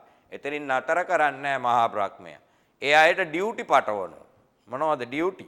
ඒගොල්ලන්ට තියෙනවා වගකීම්. ඔයගොල්ලෝ මේ දේ කරන්න. ඔයාට බෑ. ඔයා විතරයි මේවා කරන්න. බලන්නකො කොයි තරම් මිනිසුන්ව ලඝු කිරීමකට ලක් කරලා තියෙනවද කියලා. ඒ කියන්නේ මේ මිනිසුන්ගේ ජීවිත ඕනි විදියට ජීවත් වෙන්න අවස්ථාව දුන්නේ නැහැ. බලන්න මේ බ්‍රාහ්මණ ස්වධර්ම මොනවද කියලා. දැන් බ්‍රාහ්මණයන්ට පැවරිච්ච දේවල් මොනවද? මේ තියෙන්නේ මෙතන. බ්‍රාහ්මණයන්ට පැවරිච්ච දේවල්. අධ්‍යාපන මධ්‍යන යජනං යාජනං තථා දානම් ප්‍රතිග්‍රහං චෛව බ්‍රාහ්මනාම කල්පයත් කියලා කියනවා. එහෙනම් බ්‍රාහ්මණ කියන කොටසට පුළුවන් මෙන්න මේ දේවල් කරන්න. මොනවද පොඩි ආව බලන්න. ඉගෙන ගැනීම. අධ්‍යයනං කියන්නේ මොකද්ද? ඉගෙන ගැනීම. අධ්‍යාපනං කියන්නේ ඉගැන්වීම. යජනං කියන්නේ යාග කිරීම. යාජනං කියන්නේ යාග කරවීම. දානං කියන්නේ දානය. ප්‍රතිග්‍රහං කියන්නේ පිළිගැනීම. බලන්න ඒගොල්ලන්ට තියෙන වරප්‍රසාද. කාටද මේ? මහා බ්‍රහ්මයාගේ කටින් ආපු බ්‍රාහ්මණ කියන කොටසට තියෙන වරප්‍රසාද. ඒගොල්ලන්ට ඉගෙන ගන්නත් පුළුවන්, උගන්වන්නත් පුළුවන්. හොඳට මතක තියාගන්න. ඉගෙන ගන්නත් පුළුවන්, උගන්වන්නත් පුළුවන්. ඊළඟට යාග කරන්නත් පුළුවන්, යාග කරවන්නත් පුළුවන්. කාටද? දාණය දෙන්නත් පුළුවන්, දාණය පිළිගන්නත් පුළුවන්. මේගොල්ලෝ කවුද? මේ ඔක්කොම ඇවිල්ලා බ්‍රාහ්මණ කොටස. මේගොල්ලෝ කවුද? මේගොල්ලෝ ඔක්කොම බ්‍රාහ්මණ. ඒගොල්ලෝ ඔක්කොම බ්‍රාහ්මණ කොටස. එහෙනම් බ්‍රාහ්මණ අයට ඉගෙන ගන්නත් පුළුවන්, උගන්වන්නත් පුළුවන්, යාග කරන්නත් පුළුවන්, යාග කරවන්නත් පුළුවන්, දානෙ දෙන්නත් පුළුවන්, දානෙ පිළිගන්නත් පුළුවන්. බලන්න දීලා තියෙන වරප්‍රසාද. එතකොට කොයිතරම් වරප්‍රසාද තොගයක් බ්‍රාහ්මණ සමාජයේ මිනිසුන්ට හිමි වෙලා තියෙනවා. මහා බඹු විසින් ඒ අයට පවරලා තියෙනවා කියලා ඔබට දැන් පැහැදිලි. එහෙනම් මෙන්න මේ ටික මතක තියාගන්න. මේ ස්වධර්මවල බ්‍රාහ්මණයන්ට හිමි වෙච්ච දේ. ලේසි මතක තියාගන්න. උගන්වන්නත් පුළුවන්, ඉගෙන ගන්නත් පුළුවන්, යාග කරන්නත් පුළුවන්, යාග කරවන්නත් පුළුවන්, දානේ දෙන්නත් පුළුවන්, දානේ පිළිගන්නත් පුළුවන්. එහෙනම් මේ කාරණා හයත් හොඳට ඔළුවේ තියාගන්න. ඊළඟට මොකද ශාස්ත්‍රීයන්ට පැවරිච්ච වගකීම් ටික මොනවද? දැන් අපි ඉස්සෙල්ලා කතා කරේ බ්‍රාහ්මණයන්. ශාස්ත්‍රීයන්ට බලන්න එකක් අඩුයි වගේ පේනවනේ. එහෙනම් අර ඉස්සෙල්ලා හිටපු අයට වඩා එකක් අඩුයි. ඒගොල්ලෝ ටිකක් ලොකුයි කියලා පෙන්වන්න බෑ බ්‍රාහ්මණයෝ. ශාස්ත්‍රීයට වඩා පහලින් ඉන්නේ අයනේ. දැන් මහා බ්‍රාහ්මණයන්ගේ කටනේ අංක 1 2ට තියෙන උරහිසනේ. 3ටනේ මේ බාහුව තියෙන්නේ. මේ කලව තියෙන්නේ. ඊළඟටනේ යටිපතුල් තියෙන්නේ. එතකොට එයා මහා බ්‍රහ්මයාගේ නැත්තම් මහ බඹුගේ ස්වරූපය අනුව ගත්තම අංක 1ට ඉන්නේ බ්‍රාහ්මණයෝ. 2 තමයි මේ ශාස්ත්‍රීය කියන. ඒගොල්ලන්ට මොනවද තියෙන්නේ? ප්‍රජානන් රක්ෂණං දාන මිච්ඡා ධාන මේවච විශේෂ්ඨ ප්‍රශස්තිච්ච ශාස්ත්‍රීයස්ස සමා සතහ කියලා තියෙනවා. බලන්න මේ මොනවද කියන්නේ? ඒගොල්ලන්ටත් කරන්න දේවල් තියෙනවා. ප්‍රජානන් රක්ෂණම් ප්‍රජාව මොනා කරන්න ඕනේද? ආරක්ෂා කරා. ප්‍රජාව ආරක්ෂා කරන මහා බ්‍රාහ්මණයෝ යන්නේ නැහැ. එහෙනම් ඒක පැවරලා තියෙන දන් දීම දානම් පිළිගන්න බෑ දන් දෙන්න පුළුවන්. බලන්නකෝ ඒකෙත් හැටි. ඊළඟට යාග කරවීම ඉච්ඡා කරවන්න පුළුවන්. කෙනෙක් ලවා කරවන්න පුළුවන්. දාරගොල්ලෝ යාග කරනවා සහ කරවනවා. වේද අධ්‍යාපනය කරගන්න පුළුවන්. අධ්‍යාපනය ඉගෙන ගන්න පුළුවන්. හැබැයි දෙන්න බෑ. බලන්න වෙන් කරපු හැටි, කොටස් කරපු හැටි. ඊළඟට මොනවද තියෙන්නේ? කාමයේ නොඇලීම, විශේෂ්ඨ ප්‍රශස්ති. ඒගොල්ලන්ට කිසිසේත්ම කාමභෝගී ජීවිත ගත කරන්න බෑ. කාටද? ශාස්ත්‍රීය කොටසට. ඒගොල්ලොන්ව වෙන් කරලා, පැතිකඩ දාලා, හරස් කරලා ඒ ජීවිතවලට අදාළව වගකීම් පවරලා තියෙනවා. එතකොට දැන් පේරෙනවනේ ඔබ වහන්සේලාට බ්‍රාහ්මණයට කරන්න පුළුවන් වැඩ ටික ශාස්ත්‍රීයට කරන්න බෑ. ඒගොල්ලෝ තමන්ට ඕනි විදිහට මේ සමාජය හදාගත්තා. ඒ අයට ඕනි විදිහට මේ සමාජය ගොඩනගාගත්තා. ඒ ගොඩනගාගත්ත නිසා තමන් ලොක්කො විදිහට ජීවත් වෙන්න, උසස් පිරිසක් විදිහට ජීවත් වෙන්න හැම වෙලේම උත්සාහ දරනවා. එතකොට ඒ උත්සාහ දැරීම තුල තියෙන්නේ මොකද්ද? උත්සාහ දැරීම තුල තියෙන්නේ සාමාන්‍යයෙන් ඒ පුද්ගලයාට පැවරිච්ච වගකීම් ටික සමහර අවස්ථාවලදී ඉවත් වෙලා තියෙනවා. දැන් බ්‍රාහ්මණයාට තියෙන වැඩ ටික ශාස්ත්‍රීයට නෑනේ. ඒගොල්ලොන්ට අයින් වෙලා. ඒගොල්ලොත් අමුතු පිරිසක් නෙවෙයිනේ. මේගොල්ලොත් මිනිස්සු. මේ නිර්මාණවාදී තියෙන හැටි. ඊළඟට බලන්න. අපි ශාස්ත්‍රීය ගැන කතා කරේ. ඊළඟට ඉන්නේ වෛශ්‍ය කොටසනේ. ඒගොල්ලන්ට මොනවද තියෙන්නේ කියලා බලන්න. පසූනං රක්ෂණං දාන මිච්ඡා දාන මේවච වනික්පතං කුසීදංච වෛශ්‍යස කෘසි මේවච කියලා තියෙනවා. ඒගොල්ලෝ පසු රක්ෂණේ. ඒ කියන්නේ කුසි කර්මාන්තේ, පසු කර්මාන්තේ ඒ අදාළ කොටස් සිද්ධ කරන්න තියෙන්නේ කාටද? වෛශ්‍රයායට. දානේ දෙන්න ඕනි. පිළිගන්න නෙවෙයි. දානේ දෙන අය දෙන්න පුළුවන්. යාග කරවීම, යාග කරවන්න පුළුවන්. යාග කරවන්න පුළුවන්. වේද අධ්‍යයනය කරන්න පුළුවන්. වෙළඳාම් කරන්න පුළුවන්. මුදල් පොලියට දෙන්න පුළුවන්. කෘෂි කර්මාන්තේ කෘෂි කරන්න පුළුවන්. බලන්න ඒ කාටද? ඒ අයවල වෛශ්‍යයයට. ඒගොල්ලෝ තනිකර බ්‍රාහ්මණයන් වෙනුවෙන්, ශාස්ත්‍රීයන් වෙනුවෙන් මේ දේවල් කරන්නේ. මේ දන් දෙන්න ඕනි වෙන අයට නෙවෙයි, බ්‍රාහ්මණයන්ට. ඒගොල්ලොන්ගේ ආගමට අනුව. එතකොට ඒ කුසි කර්මාන්තයේ වගේ දේවල් කරන්න හැමෝටම බෑ. ඒ කොටසක් සීමා වෙලා ඉන්න වෛශ්‍ය කියන කොටස විතරයි, ඒකට අදාළ මිනිස්සු ටික විතරයි කුසි කර්මාන්තයේ දෙන්නේ. වෘත්තිමය වශයෙන් රැකී ආරක්ෂාවලය දෙන්නේ.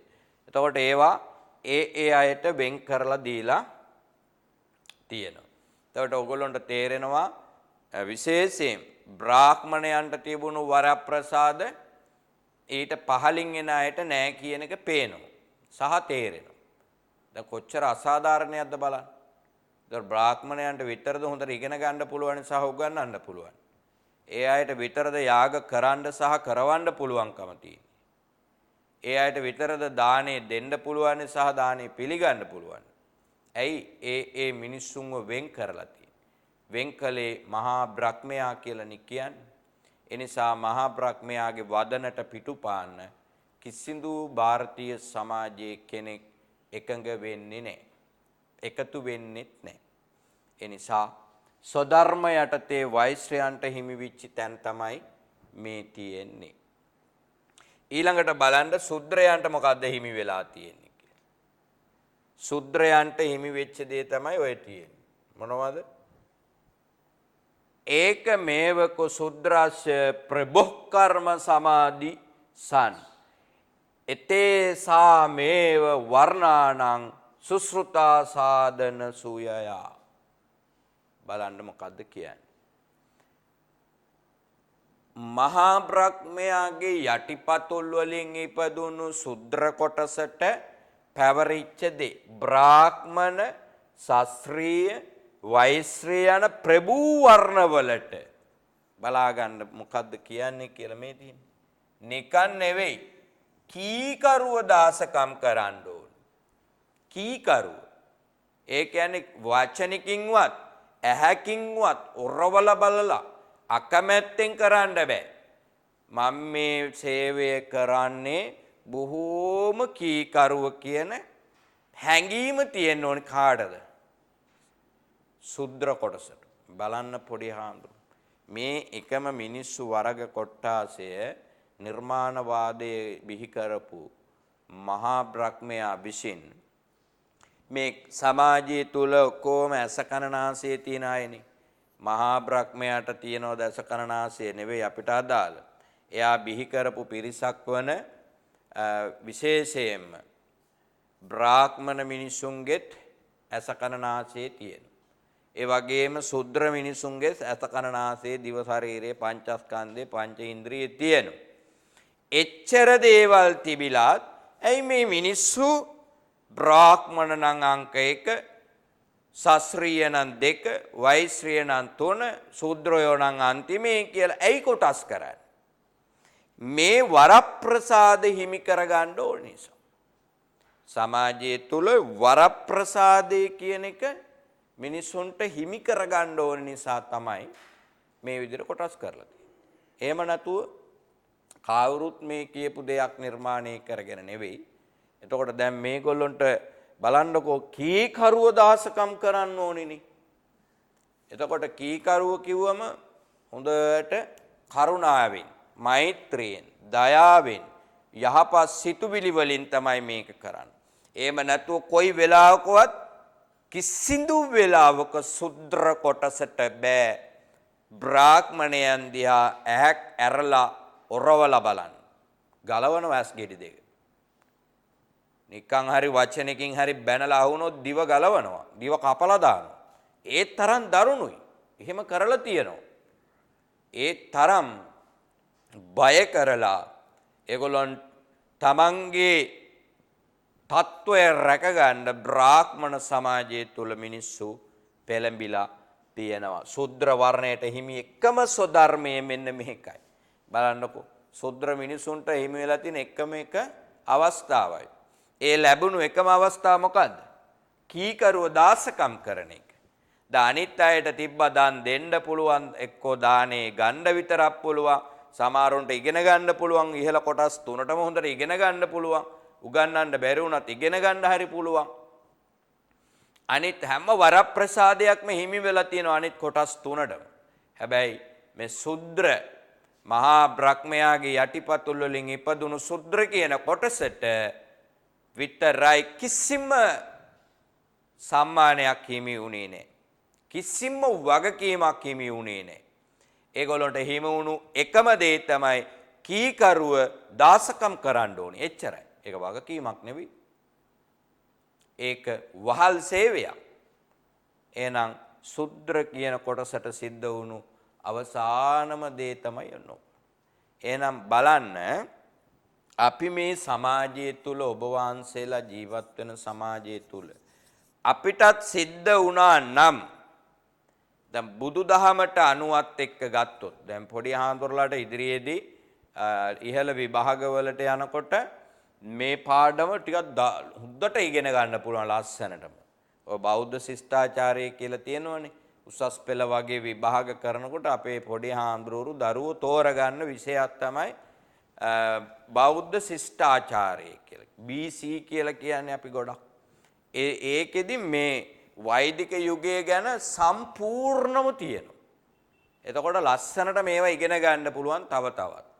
දැන් ඉඳන්ම ටික ටික මේවා දැනගෙන හිටියම ඒකට අදාළ කරන පාඩම් මේවා අධ්‍යයනය කිරීමෙන් ඔබට පුළුවන් තවත් ඔබේ ජීවිතයේ වගේම ඔබේ විභාග කටයුතු සාර්ථක කරගන්න ඔබට පුළුවන් වෙනවා. එහෙම දිහා බැලුවම පොඩි හාමුදුරනේ අපිට පේනවා විශේෂයෙන්ම අපි මේ සමාජය තුළ නිර්මාණවාදී කියන සමාජය තුළ ಭಾರತೀಯ සමාජය තුළ මිනිසුන්ගේ රටාව කොයි වගේද? ඒ වගේමද ඔබ වහන්සේලාගේ තියෙන දැනුමට අනුව තේරෙනවනේ. ඇත්තටම මේක බොරු වැඩක් නේ. පවුනේ මේ අහිංසක මිනිසුන්ව කොටස් කරලා, ભેද කරලා, එක එක කොටස් වලට යොමු කරලා මොකටද එහෙම මිනිසුන්ව පීඩණයටපත් කරලා තියෙන්නේ? එහෙම පීඩනයක් ඇති වෙන විදිහට ඇයි මේ නිර්මාණවාදයේ බිහි කරලා තියෙන්නේ? ඒක තමයි නිර්මාණවා. ඒකේ ප්‍රශ්න කරන්න ඒ යුගයේ මිනිසුන්ට අයිතියක් නැහැ. සහ ප්‍රශ්න කරන්න පුළුවන් කමකුත් නැහැ. ප්‍රශ්න කරලා අහුවෙන්නත් බෑ.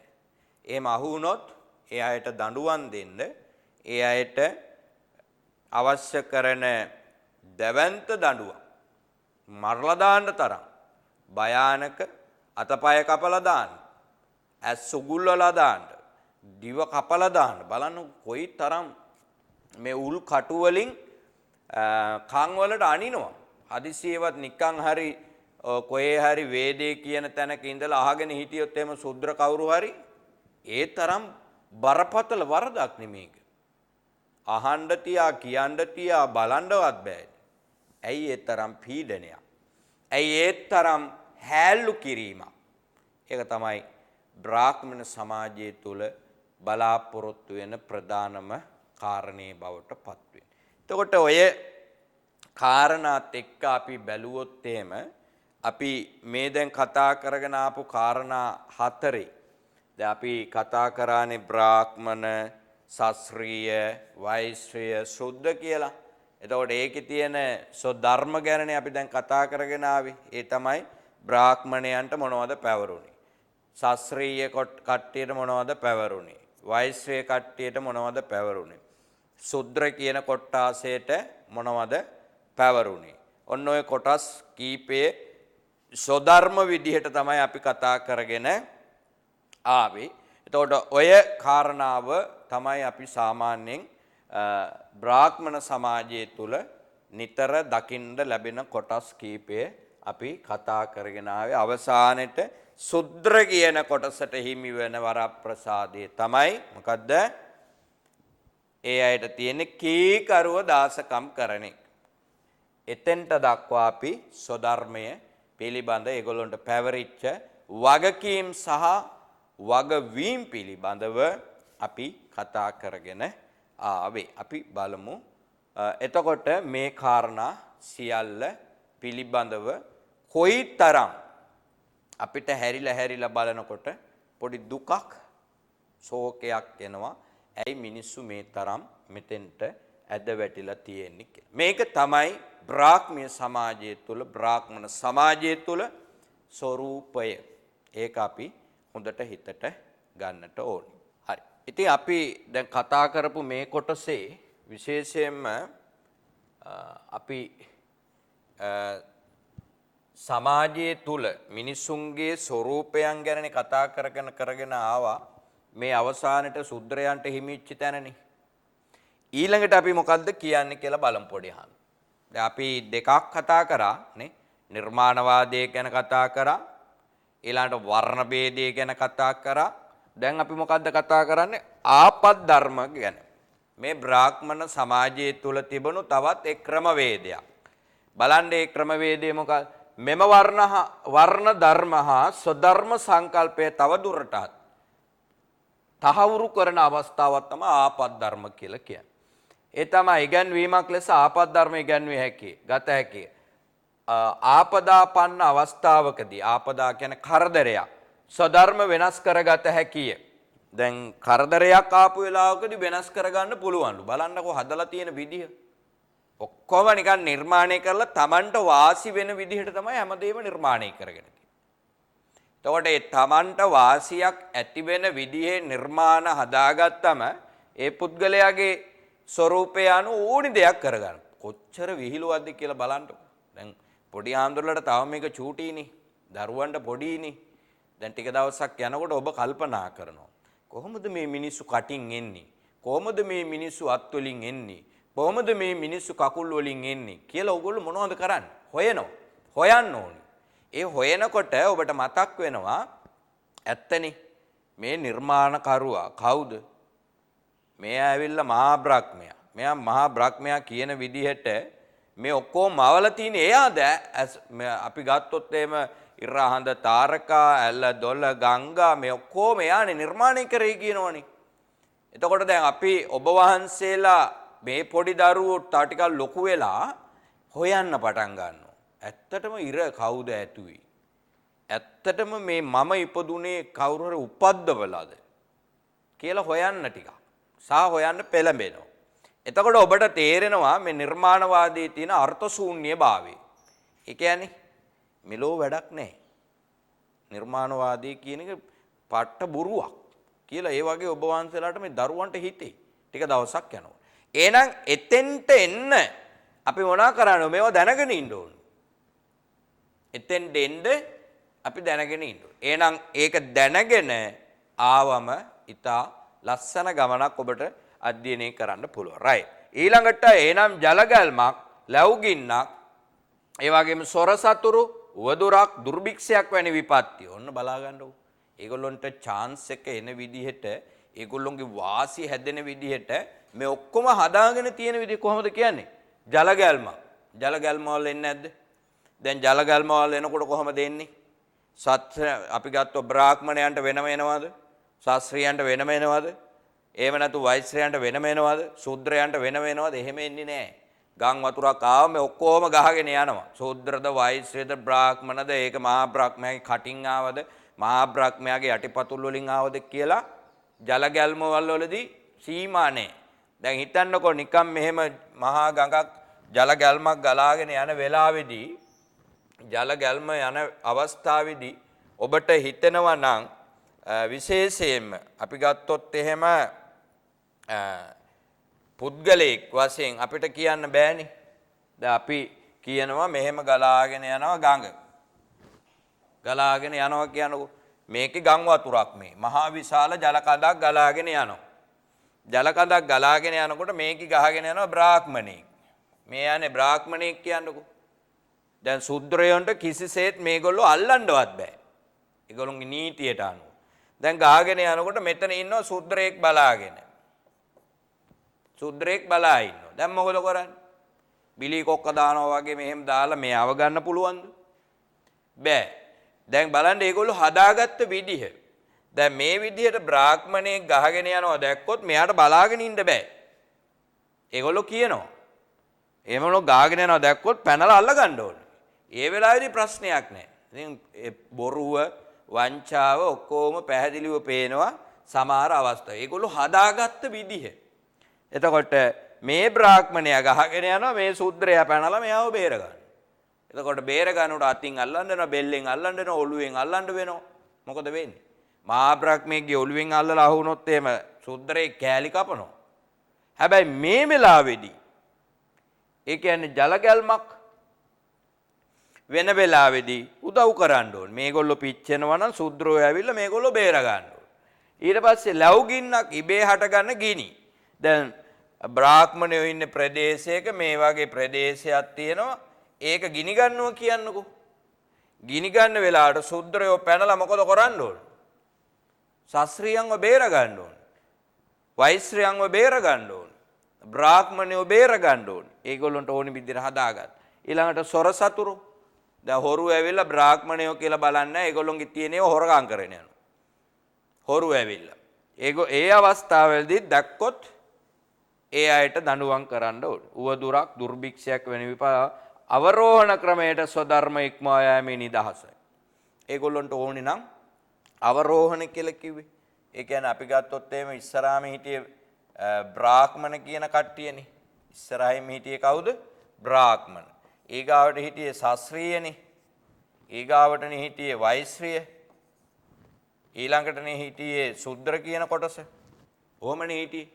මේ විදිහට ටික ටික යන මේ වගේ ප්‍රශ්නයක් ඇති වුණාම දැන් මේගොල්ලොන්ට තියෙන ඒවා මේගොල්ලොන්ටත් කරන්න වෙනවා. මොනවද? ඒ කියන්නේ දැන් ශුද්‍ර කියන කොටසට තිබ්බේ මොනවද? කීකරුව සේවාකම් කරන එකනේ. දැන් මේ වගේ විපතක් ආවොත් එහෙම මේගොල්ලොත් මොකද කරන්න ඕනේ? මෙයාගේ කෙනෙක් පිච්චිලා දැන් දුකෙන් ඉන්නවා කියන්නකො. එතකොට මේගොල්ලෝ ගිහිල්ලා උදව් කරන්න ඕනේ, බෙහෙත් කරන්න ඕනේ. ආන්න මේ බ්‍රාහ්මණයෝ හදාගත්ත දේ මේ පැත්තට. දැන් ඉස්සලා ගියේ මේ පැත්තටනේ මෙහෙමනේ ආවේ. එහෙම ආපු එක මෙයා කියන මේ තියෙන්නේ. බමුණාට තමනවට පහත් වර්ණවලය. අවරෝහණ ක්‍රමයට. ඒගොල්ලොන්ට කරදරයක් වෙනවා නම් ඕගොල්ලොත් මේ විදිහට උදව් කරන්න කියලා නිර්මාණයක් හදාගත්තා. නිර්මාණවාදයක් හදාගත්තා. ඒවා නිසි පරිදි සිද්ධ කරගන්න. ඒවා ක්‍රියාත්මක වෙනවා. නමුත් පහත් වර්ණයකට අයිති වූවෙකුට ඊට වඩා ඉහළ වර්ණයකට ස්වධර්ම ක්‍රියාව නැගීමේ අවකාශයක් නොලැබෙන බව මෙහිදී අවධාරණය වේ. දැන් ඒ ඇතුලේ තවත් කාරණාවක් කියනවනේ. මොකක්ද ඒ කියන්නේ?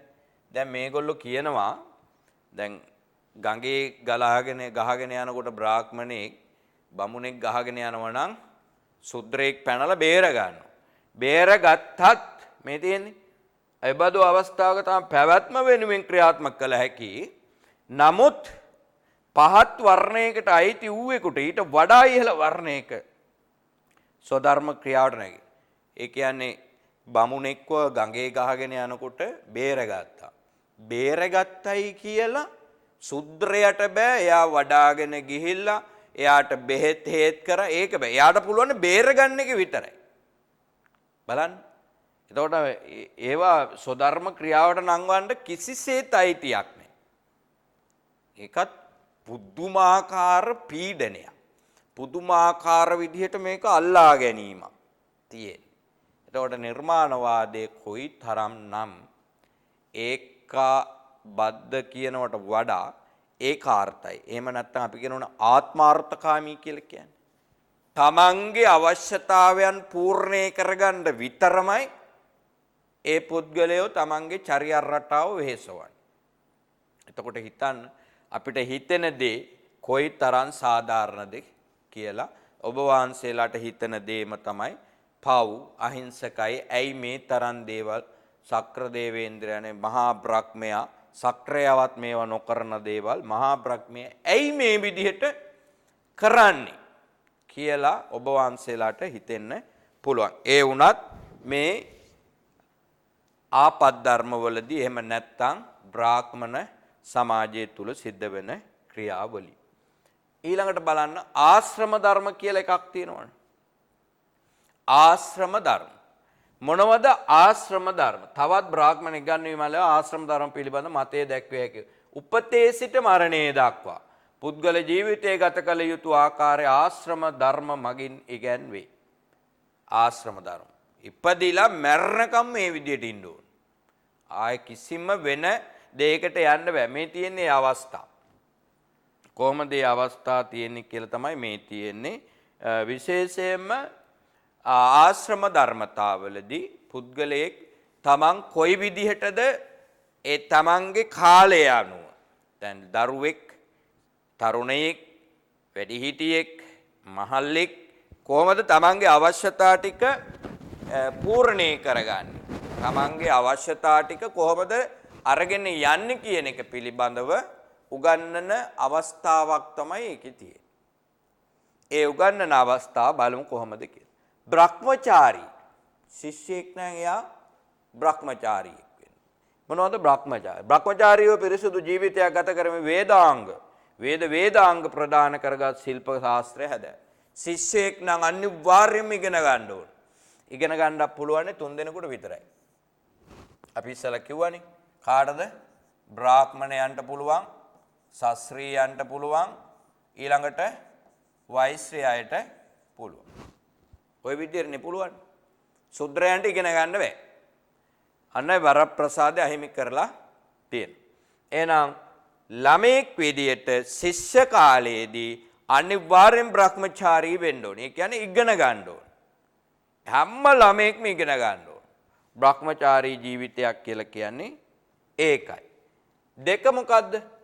දැන් මේක එක මෙන්න දෙක. ගෘහස්ත තරුණ අවදීදී කොහෙද ඉන්න ඕනේ? විවාහක දූපුතුන් ලැබමින් පස්කම් සුව විඳිමින් යාග විදි ආදී ආගමික වතාවත් පැවැත්වීම මව්පියන් අබදරුවන් පෝෂණය කිරීම ආදී ගිහි ජීවිතයේ කටයුතු වලින් තෘප්තිමත් වෙන්න ඕන. එහෙනම් මේ කාලෙදි මේක කරන්න බෑ. එහෙනම් මේ කාලෙදි මේක කරන්න බෑ. ඒ කියන්නේ ශිෂ්‍ය කාලෙදී මේ පස්කම් සුව විඳින්නත් බෑ. තරුණ කාලෙදී ඉගෙන ගන්නත් බෑ. මේ බ්‍රාහ්මණ සමාජය තුල තියෙන ක්‍රමවේද. ඒක හොඳට මතක තියාගන්න. ඒකවලෝ ඒකට ඉගෙන ගන්න කාල සීමාවක් දීලා තියෙනවා. ඒ කාල සීමාව තුල ඉගෙන ගන්න ඕනේ. ඊළඟ කාල සීමාව තුල කල යුතු Tamanට පැවරිච්ච ක්‍රම ටිකක් තියෙන යුතුයකම් ටික ඒ ටික කරන්න ඕනේ. දැන් බලන්න මේකේ තියෙනවා තරුණ අවදියේදී විවාහ වෙන්න ඕනේ. පස්කම් සුව යාග විදි ඒව කරන්න ඕනේ. අම්මා තාත්තා රැක ගන්න ඕනේ. වතාවත් ටික කරන්න ඕනේ. බලන්න ඒ පැවරිච්ච තමන්ට පවරගත්ත සහ පැවරිච්ච දේවල් ටික. ඊළඟට තියෙනවා වනප්‍රස්ත කියලා කියන්නේ මැදිවිය. මැදිවියේදී මොනවද කරන්නේ? ඒගොල්ලෝ දැන් මේ තුන්වෙනි අවස්ථාවනේ මැදිවිය කියන්නේ. ඒකේ තියෙන්නේ තරුණ වයස ඉක්මවා යාමත් ලෞකික සැප සම්පත් අතහැර වනගතව තාපස ජීවිතයක් ගත කිරීම. දැන් බලන්න වෙලා තියෙන දේ. මේ කාලෙදී ඉගෙන ගන්නවා. මේ කාලෙදී මේ කම්සුව සැප විඳිනවා. ඒ දෙකම ඉවරුනාට පස්සේ කොහෙද යන්න ඕන? වනගත වෙන්න ඕනේ අත්. ඒක ඒගොල්ලන්ට පැවරිච්ච දෙයක්. මේ එන කාල මේවා එනවනේ කොහොමද? මොනවද? ශිෂ්‍ය කාලේ හැමදාම නැහැනේ. ඊට තරුණයෝ වෙනවා. තරුණයෝ මොකද වෙන්නේ? මැදිවියට එනවනේ. මැදිවියට එනකොට ඒගොල්ලෝ මේ ටික විඳලා ඉගෙනගෙන විඳලා ඔක්කොම කරලා ඉවරයි. ඒ කාල සීමාව තුල තමයි මෙන්න මේකට යන්න ඕනේ. මොකටද? වනගත වෙන්න ඕන. වනගත වෙලා වනප්‍රස්ත කියලා කිව්වේ ඒකයි. තමන්ගේ ආධ්‍යාත්මික සුවය වෙනුවෙන් වැඩ කරගන්න ඕන. තමන්ගේ ජීවිතේ හොඳට ඉගෙන ගත්තා. ඊගාවට විවාහ වුණා. ඒ පස්කම් සැප වින්දා අම්මා තාත්තලා පෝෂණය කරා. ඊට පස්සේ අපි එනවා මැදිවියට එනකොට තමයි වනගත වෙන්න ඕනේ. ඒ නැත්තම් ආගමානුකූලව ලෞකික සැප සම්පත් අතාරින්න ඕනේ. මේක දන්නවනේ පොඩි ආන්දුලා ලෞකික සැප කියන්නේ. මේ ලෝකේ අපි විඳින දේවල්නේ. දැන් ඔයගොල්ලොත් ලෞකික සැප සම්පත් කියන ඒවා විඳිනවා. ඉතින් හාමුදුරුවෝ හැටියට ඒක පොඩ්ඩක් ඈත් කරගන්න ඕනේ. නිකන් ඈත් කියන්නේ ඉවත් කරගන්න ඕනේ. ඒ සැප සම්පත් වල ඇලෙන්න හොඳ නැහැ. ඇලෙන්නේ නැතුව ජීවත් වෙන්න. එතකොට ඒක අතහරින්න බ්‍රාහ්මණ සමාජය තුල වෙන් කරලා තියෙනවා කාල සීමාවක්. ඒ කාල සීමාව තුල විශේෂයෙන්ම ඒගොල්ලෝ අනිවාර්යයෙන් දැන් කිසි කෙනෙකුට මේ මැදිවියට එනකොට වනගත නොවි ඉන්න බෑ. හේතුව ඇයි? මේක පේනවනේ කාටද? සර්ව ව්‍යාපි කිව්වා. සර්වතෝ භද්‍ර කියලා කිව්වා. විශ්වමාපක කියලා කිව්වා කාටද? මහා ප්‍රඥයාට. එයාට ඔක්කොම පේනවා. පේන නිසා ඒ වගේම හැමතැනම ඉන්න නිසා මේ විශ්වය ඇති කරපු නිසා එයා කියපු දේ අපිට පැහැර හරින්න බෑ. අපිට කියන්නේ එකල ಭಾರತೀಯ සමාජයේ හිටපු බ්‍රාහ්මණ සමාජයේ අයට මේ ක්‍රියාවන් කිසිසේත් අතාරින්න බෑ. අතාරින්න බැරි මහා බ්‍රහ්මයා තමයි මේ සියල්ල බලාගෙන අපිට කියලා දෙන්නේ. නිසා මහා බ්‍රහ්මයාට හැමෝම බයයි. හැමෝම බයයි. බය තියෙන්නේ ඇයි? එයා තමයි අපිව මොනා කරේද? නිර්මාණය කරේ. ඒ නිසා තමයි බය. නිර්මාපකයා විදියට මහා බ්‍රහ්මයාට බයයි. දැන් මේ ටික ඔයගොල්ලන්ට තේරෙනවනේ. දැන් ආශ්‍රම ධර්ම යටතේ තුනක් කිව්වා. මොනවද? ශිෂ්‍යාවදියක් තියෙනවා, තරුණාවදියක් තියෙනවා, මැදිවියක් තියෙනවා. තවත් මොනවා හරි තියෙනවද කියලා බලමු. තා මොකක් හරි තියෙන්න ඕනේ. තියෙනවා. මොකද්ද? සන්න්‍යාසි. නේ? සන්න්‍යාසි කියලා කියන්නේ මහලු විය. මහලු විය. සම්පූර්ණයෙන්ම මොනවටද වෙන් කරන්න ඕනේ? ආගමික අල්පේච්ඡ නිස්කාමි සංචාරක ජීවිත ගත කරමින් ආගමික වතාවත් වල යෙදෙමින් විවේකීව මරණයට සූදානම් වන කාලය. අන්න බලන්න. මහා බ්‍රහ්මයා වෙන් කරපු විදිහ. එයා කියනවා තරුණ කාලෙදී, ශිෂ්‍ය කාලෙදී හොඳට ඉගෙන ගන්න, තරුණ කාලෙදී විවාහ වෙන්න, මැදිවියේදී වනගත වෙන්න, වයසට ගියාට පස්සේ වෙන්න. ආගමික ජීවිතයට අවධානය යොමු කරන්න. අල්පේච්ඡ ජීවිතයක් ගත කරන්න. ඊළඟට නිස්කාමී නිකරුණේ සංචාරය කරන්නේ නැහැ. තමන්ගේ ජීවිතේ සාර්ථක කරගන්න දේවල් වලට යන්න ඕනේ. ආගමික වතාවත් වල යෙදෙන්න ඕනේ. මොකටද සූදානම් වෙන්න කියන්නේ? මරණයට. මරණයට සූදානම් වෙන්න. එහෙනම් මරණයට සූදානම් වෙනවා කියන එකෙන් බලාපොරොත්තු වෙන්නේ මොකද්ද? ආගමික වශයෙන් වතාවත් වල යෙදෙනවා කියන. මහා බ්‍රහ්මයා නිර්මාණවාදයේදී මිනිස්සුන්ගේ අවදි කුඩා කාලයේ සිට වයසට යෑම දක්වා කාල සීමාව හඳුන්වලා දුන්නා, පෙන්නලා දුන්නා. එක එක අවස්ථා ඔස්සේ පුද්ගලයාගේ ජීවිතය සකස් කරගන්න විදිය. මේක නිර්මාණවාදය. එතකොට මේකට බය වුණා. මේකට විශේෂයෙන්ම එකල සමාජයේ මිනිස්සු පුදුමාකාර බයක් තිබුණා. ඒ බයෙන් මොනවද බලාපොරොත්තු වුනේ? මහා බ්‍රහ්මයාගේ ඉදිරිපත් කිරීම අකුරක් නෑර මොනා කරගන්නද? අකුරක් නෑර සමාජගත කරන්න. ඒක තමයි බලාපොරොත්තු. එතකොට ඒකෙන් විශේෂයෙන්ම කොටස් හතරකට බෙදාගෙන මේ සමාජය තමා තුල තිබුණු බලතල ඒ මිනිස්සුන්ට බෙදා හදා දෙමින් අරගෙන ගිය ගමනක් තමයි මේ පෙන්눔 කරන්නේ. එතකොට දැන් ඔබ වහන්සේලාට තේරෙනවා මේ අවස්ථා හතරක් ගැන අපි කතා කරා. ඒ වගේම ඊළඟට අපි කතා කරන්නේ මොකද්ද? විවේකීව ගත කරන්න කියලා කිව්වා. මරණය ගැන හොඳට අවධානය යොමු කරවන්න.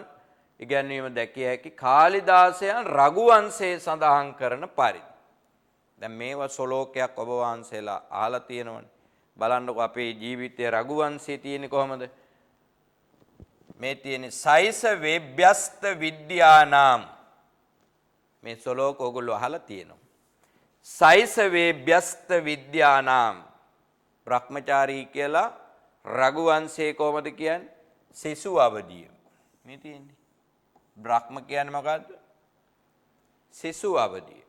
ඒක රඝුවංශයේ කොහොමද කියවෙන්නේ? සයිස වේභ්‍යස්ත විද්‍යානාම්.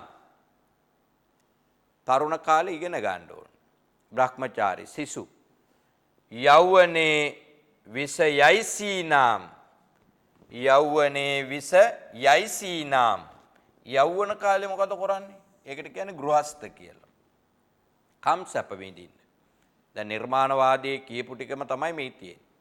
ඊළඟට කියනවා වාර්ධකේ මුනි උරුතීනාම්. වාර්ධකේ වැඩි හිටියෙක් වුණාට පස්සේ මොකද්ද කරන්නේ?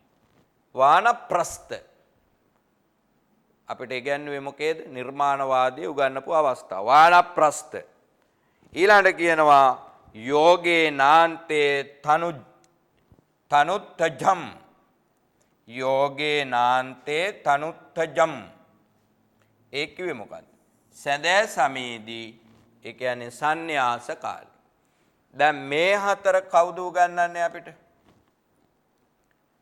මහා බ්‍රහ්මයානේ. මහා බ්‍රහ්මයා කියපු කාරණා හතරක්. ඒක තියෙන්නේ ස්වධර්ම යටතේ ආපත් ධර්ම යටතේ තියෙනවා බ්‍රහ්මචාරී ගෘහස්ත වානප්‍රස්ස සන්න්‍යාස කියලා කොටස් වශයෙන් බෙදලා මේ අවස්ථාවන් පැහැදිලි කරලා තියෙනවා. එතකොට දැන් සාමාන්‍යයෙන් ඔබ වහන්සේලාට මෙන්න මේ කියන අවස්ථා මේක රඝු වංශේ තියෙන එකක්. එතකොට නිර්මාණවාදයේත් ඒක තියෙනවා. ඒ තිබ්බත් නැතත් මොකද්ද වෙන්න ඕන? අපිත් මෙන්න මේ ක්‍රමවේදය පාවිච්චි කරන්න. දැන් ඔයගොල්ලෝ කොයිකද ඉන්නේ කියලා බලන්න මේ හතරේ. සයිසවේ ව්‍යස්ත විද්‍යානා. ශිෂ්‍යෝ මොනවද කරන්න ඕන? ශිෂ්‍යෝ කරන්න තියෙන්නේ මොනවද කරන්න තියෙන්නේ? බලන්න ඒක හොඳට. ශිෂ්‍යයන්ට කරන්න තියෙන්නේ සයිසවේ ව්‍යස්ත විද්‍යානා. ඉගෙන ගන්න තියෙන්නේ. ඔයගොල්ලන්ට වෙන කිසි දෙයක් කරන්න බෑ. ඔබට කරන්න තියෙන එකම දේ දැන් මොන අවධියේදී ඉන්නේ සයිසවේ ව්‍යස්ත විද්‍යානාම්. ඔබ කල යුත්තේ මොකද්ද? මෙන්න මෙච්චරයි.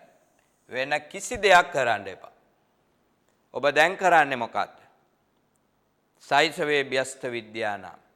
ශිෂ්‍ය අවධියේදී ඔබ ශිෂ්‍යයෙක් විදියට, සිසුවෙක් විදියට ඔබ ඔබේ ජීවිතේ ඉගෙන ගැනීම කරන්න. ඒක තමයි ඔබ කල යුතු එකම දේ. වෙන කිසි දෙයක් කරන්න එපා. කිසි දෙයක් කියන එකෙන් බලාපොරොත්තු වෙන දැන් පොඩි හාමුදුරුවමකට හිතෙන්න පුළුවන්. අපි ඒතර අතුපතු ගාන ඒවා ආගමික වශයෙන් කරන ඒවා මුකුත් කරන්න එපාද? ඒ තරම් අපි එතෙන්ට ඇද වැටෙන්නේ නැහැ. අපිට පැවරිච්ච කාල සීමාව අනුව පැවරිච්ච දේවල් ටිකක් තියෙනවා.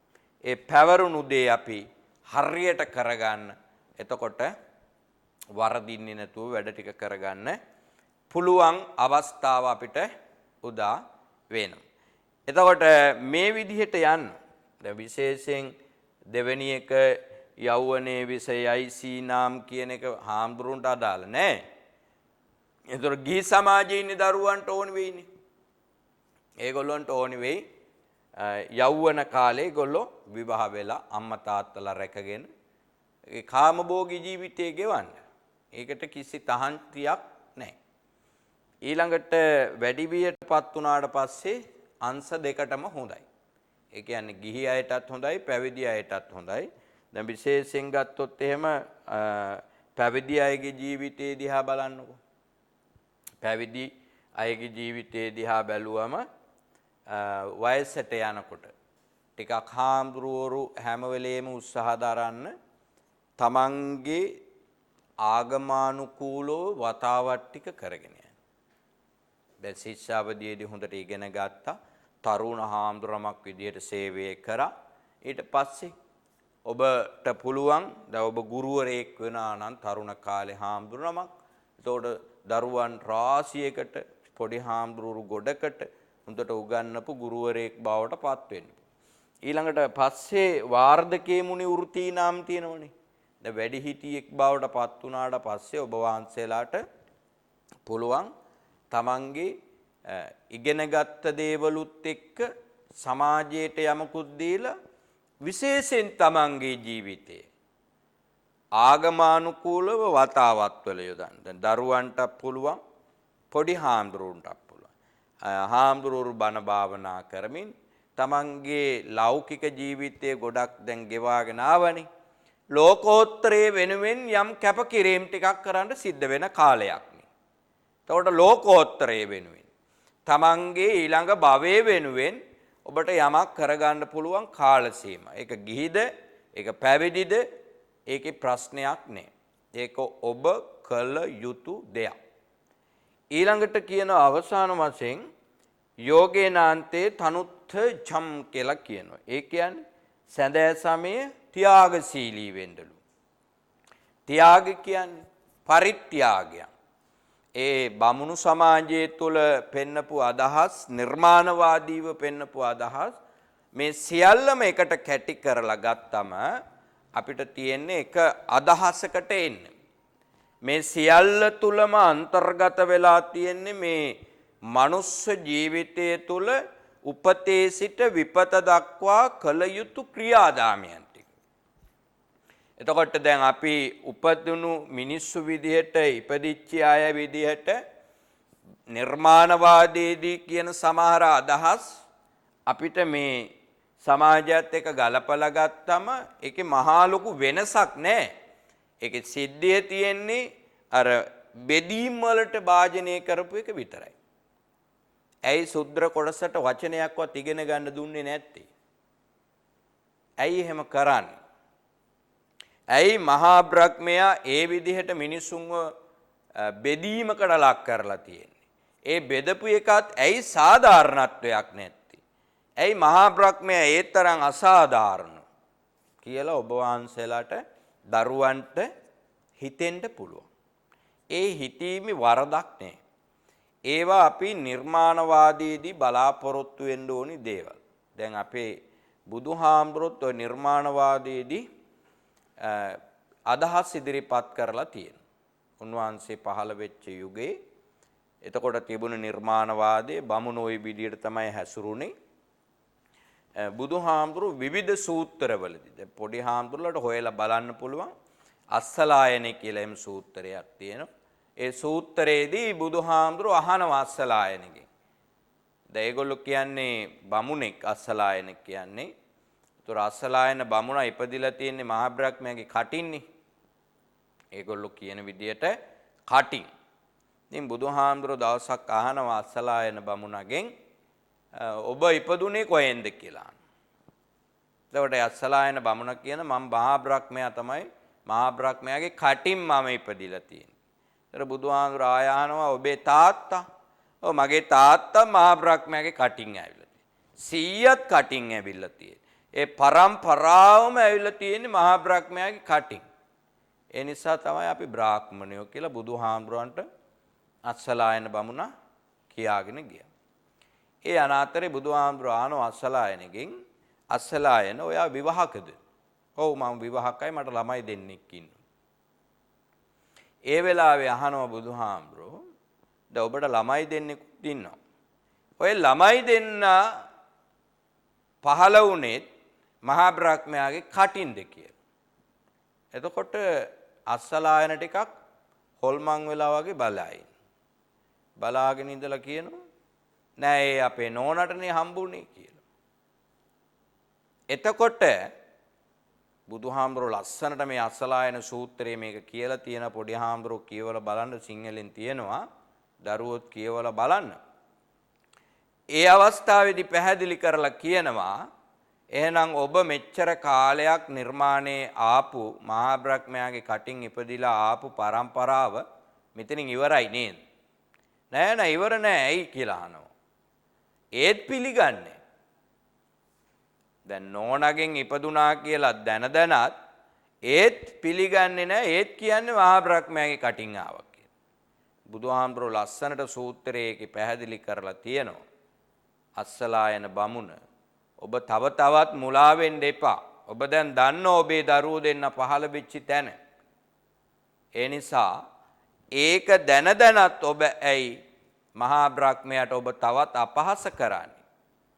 ඔබ හිතාගෙන ඉන්නවද මහා බ්‍රහ්මයාගේ කට හරියට දරුවෝ බිහි කරන යෝනියක් වගේ කියලා. එහෙමම පාවිච්චි කරලා තියෙනවා. ඒ නිසා ඔබ අපහාසයක් කරන්නේ මහා බ්‍රහ්මයාගේ කට සමාන කරලා තියෙනවා කාන්තාවකගේ දරුවන් බිහිවන ස්ථානයට කියලා.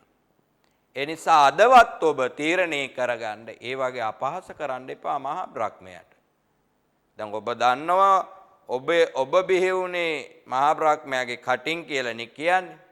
ඒත් ඔබේ දරුවෝ පහළ වෙලා තියෙන්නේ මහා බ්‍රහ්මයාගේ කටින් නෙවෙයිනේ. එහෙම කිය ඔබ හිතනවා නම් ඔබ තවමත් කියන්නේ මහා බ්‍රහ්මයාගේ කට සමාන කරලා තියෙන තැන. ඒක අපහාසයක්. ඒ නිසා ඔබ තේරුම් ගන්න. අස්සලායන තේරුම් ගන්නවා අවසානයේදී අස්සලායන සූත්‍ර දේශනාව ඉවර වෙනකොට අස්සලායන බමුණා මෙච්චර කාලයක් අපි කරගෙන ආපු වැරදි ක්‍රියාවලිය තේරුම් ගත්තා. ඒක බුදුහාමුදුරෝ ලස්සනට අස්සලායනට විතරක් නෙවෙයි බමුණු රාශියකට උන්වහන්සේ ඔය නිර්මාණවාදයේ තියෙන පිළිවෙලක් නැති ක්‍රියාවලිය පිළිබඳව උන්වහන්සේ බොහොම ලස්සනට කාරණා පැහැදිලි කරලා තියෙන සූත්‍ර අනුසාරයෙන්. දැන් පුංචි මහාමුදුරලා නෙවෙයිනේ 3 වසර කියන්නේ ටිකක් ඉහළ පන්තියක්නේ. ටිකක් හොයලා බලලා කරුණු එකතු කරන්න පුළුවන්. දැන් 3 වසර කිව්වම ඉස්කෝලේ 3 වසරේ හිතන මට්ටමේ නෙවෙයිනේ ඉන්නේ. ඒ කියන්නේ දැන් ඔබ වහන්සේලා ඉන්නේ 9 වසර වගේ. ඉස්කෝලේ ගත්තොත් 9 වසර වගේ. එතකොට අවුරුදු 10ක් 12ක් පැනපු හාමුදුරුවෝ ඉන්නේ. ඒගොල්ලොන්ට තේරෙන්න ඕනි මේක. සහ මේවා හොයන්න පුළුවන්. දරුවන්ටත් ඒ වගේ. ඒ නිසා ඔබ මේ නිර්මාණවාදී කියන එක පිළිබඳව තව තවත් ඉදිරියේදී ඉගෙන ගන්න අවස්ථාව ලැබෙනවා. ඒකට කරුණු එකතු කරගන්න ඔබට මේ නිර්මාණවාදයේ කියන පාඩම තුලිනුත් අපි බලාපොරොත්තු වෙන්නෙත් ඒ වගේ කාරණා ටිකක් කියලා. එතකොට මෙන්න මේ සියල්ලම පොඩි හාමුදුරනේ දරුවනේ බොහොම ලස්සනට ඉගෙන ගන්න. කිසිම දෙයක් මහන්සි වෙන්න එපා. ඔබ මේවා වචනින් වචනේ අහලා ඔබට මේ අන්තර්ජාලයට ගියාම මේ DP පිරිවන এডুকেෂන් එකේදී ලැබෙන ඔබට දැනුම හොඳට හොයාගන්න පුළුවන්. තෝතැන්නම් තේරෙන්නේ නැති දේවල් නිතර අහලා බලලා ජීවිතයට සම්බන්ධ කරගන්න. එතකොට තමයි ලස්සන පොඩි හාමුදුරුවම දක්ෂ දරුවෙක් සමාජයට බිහි වෙන්නේ. එතකොට ඔගොල්ලොන්ටත් බොහොම සතුටින් විභාග ටික කරගන්න අවස්ථාව තියෙනවා. ඒ වගේම දරුවන්ගේ අනාගතයත් සුරක්ෂා කරගන්න යහපත් කරගන්න හොඳ අවස්ථාවක් බවට පත් වෙනවා. එතකොට මෙන්න මේ කාරණා අද දවසේ අපි කතා කරේ ඔබට නිර්දිෂ්ට කෘතියේ අන්තර්ගත වෙන බ්‍රාහ්මණ සමාජය තුල තිබිච්ච වටපිටාව පිළිබඳව. එතකොට නිර්මාණවාදී කියන එකත් නැත්නම් මහා බ්‍රහ්මයා මූලික ස්ථානයේ තියාගෙන කටයුතු කිරීමත් පිළිබඳව තමයි අපිට අද පාඩම තුලින් බලාපොරොත්තු වෙන්නේ. ඉතින් ඔබ වහන්සේලාට මේ පාඩම් වලින් දැනුම ලබලා ඔබේ ජීවිතය ලස්සන කරගන්න මම හැම වෙලෙම ලස්සන කරගන්න කියන එකෙන් කියන්නේ මේ සුදු වෙන්න ඒ වගේම දරුවන්ට එක එක මොස්තර දාගන්න නෙවෙයි ජීවිතය ලස්සන කරගන්නේ දැනුම හොඳට එකතු කරගන්න හොඳ ප්‍රඥාවන්තයෙක් වෙන්න ඔබ ඔබේ විෂය පිළිබඳ විතරක් නෙවෙයි සමාජය පිළිබඳ හොඳ පුළුල් දැනුමක් ඇති ඔබ යහපත් ජීවිතයක් ගත කරන කෙනෙක් විදියටපත් වෙලා ඔබ ජීවිතය ලස්සන කරගන්න තව තවත් අපි මේ දෙන පාඩම් වලින් ඒ වගේම මේ සරලව ඔබ වහන්සේලාට අපි කරුණු කියලා තියෙන්නේ ඒවත් එකතු කරගෙන ඔබේ විභාග කටයුතු සාර්ථක කරගන්නත් ජීවිතය ලස්සන කරගන්නත් දැනුමෙන් ඔබේ ජීවිතය පෝෂණය කරගන්නත් අවස්ථාව ලැබේවා කියලා අපි ප්‍රාර්ථනා කරනවා. එමනම් අද දවසෙත් මේ පාඩම තුලින් ඔබ වහන්සේලාට මේ දරුවන්ට ජීවිතය සාර්ථක කරගෙන විභාග කටයුතුත් සාර්ථක කරගන්න අවස්ථාව වේවා කියලා ප්‍රාර්ථනා කරනවා. සියලු දෙනාටම තෙරුවන් සරණයි. සබ්බදානං ධම්මදානං ජිනාති. සියලු දානයන්ට වඩා ධර්ම දානය උතුම් වන්නේය යන උතුම් බුදු වදන පසක් කරමින් පිරිවෙන් අධ්‍යාපනය ලබන සුවහසක් පොඩි හාමුදුරුවන් වහන්සේලාගේ මෙහෙණින් වහන්සේලාගේ සහ දුවා දරුවන්ගේ දහම් ඇස විවර කරමින් සම්බුද්ධ ශාසනයේ චිරස්ථිතිය උදෙසා ධම්මික පෙරේරා ෆ්‍රෙසිලා පෙරේරා පදනම මගින් සිදු කෙරෙන මහඟු සමාජ සත්කාරයයි DP පිරිවෙන් අධ්‍යාපනය.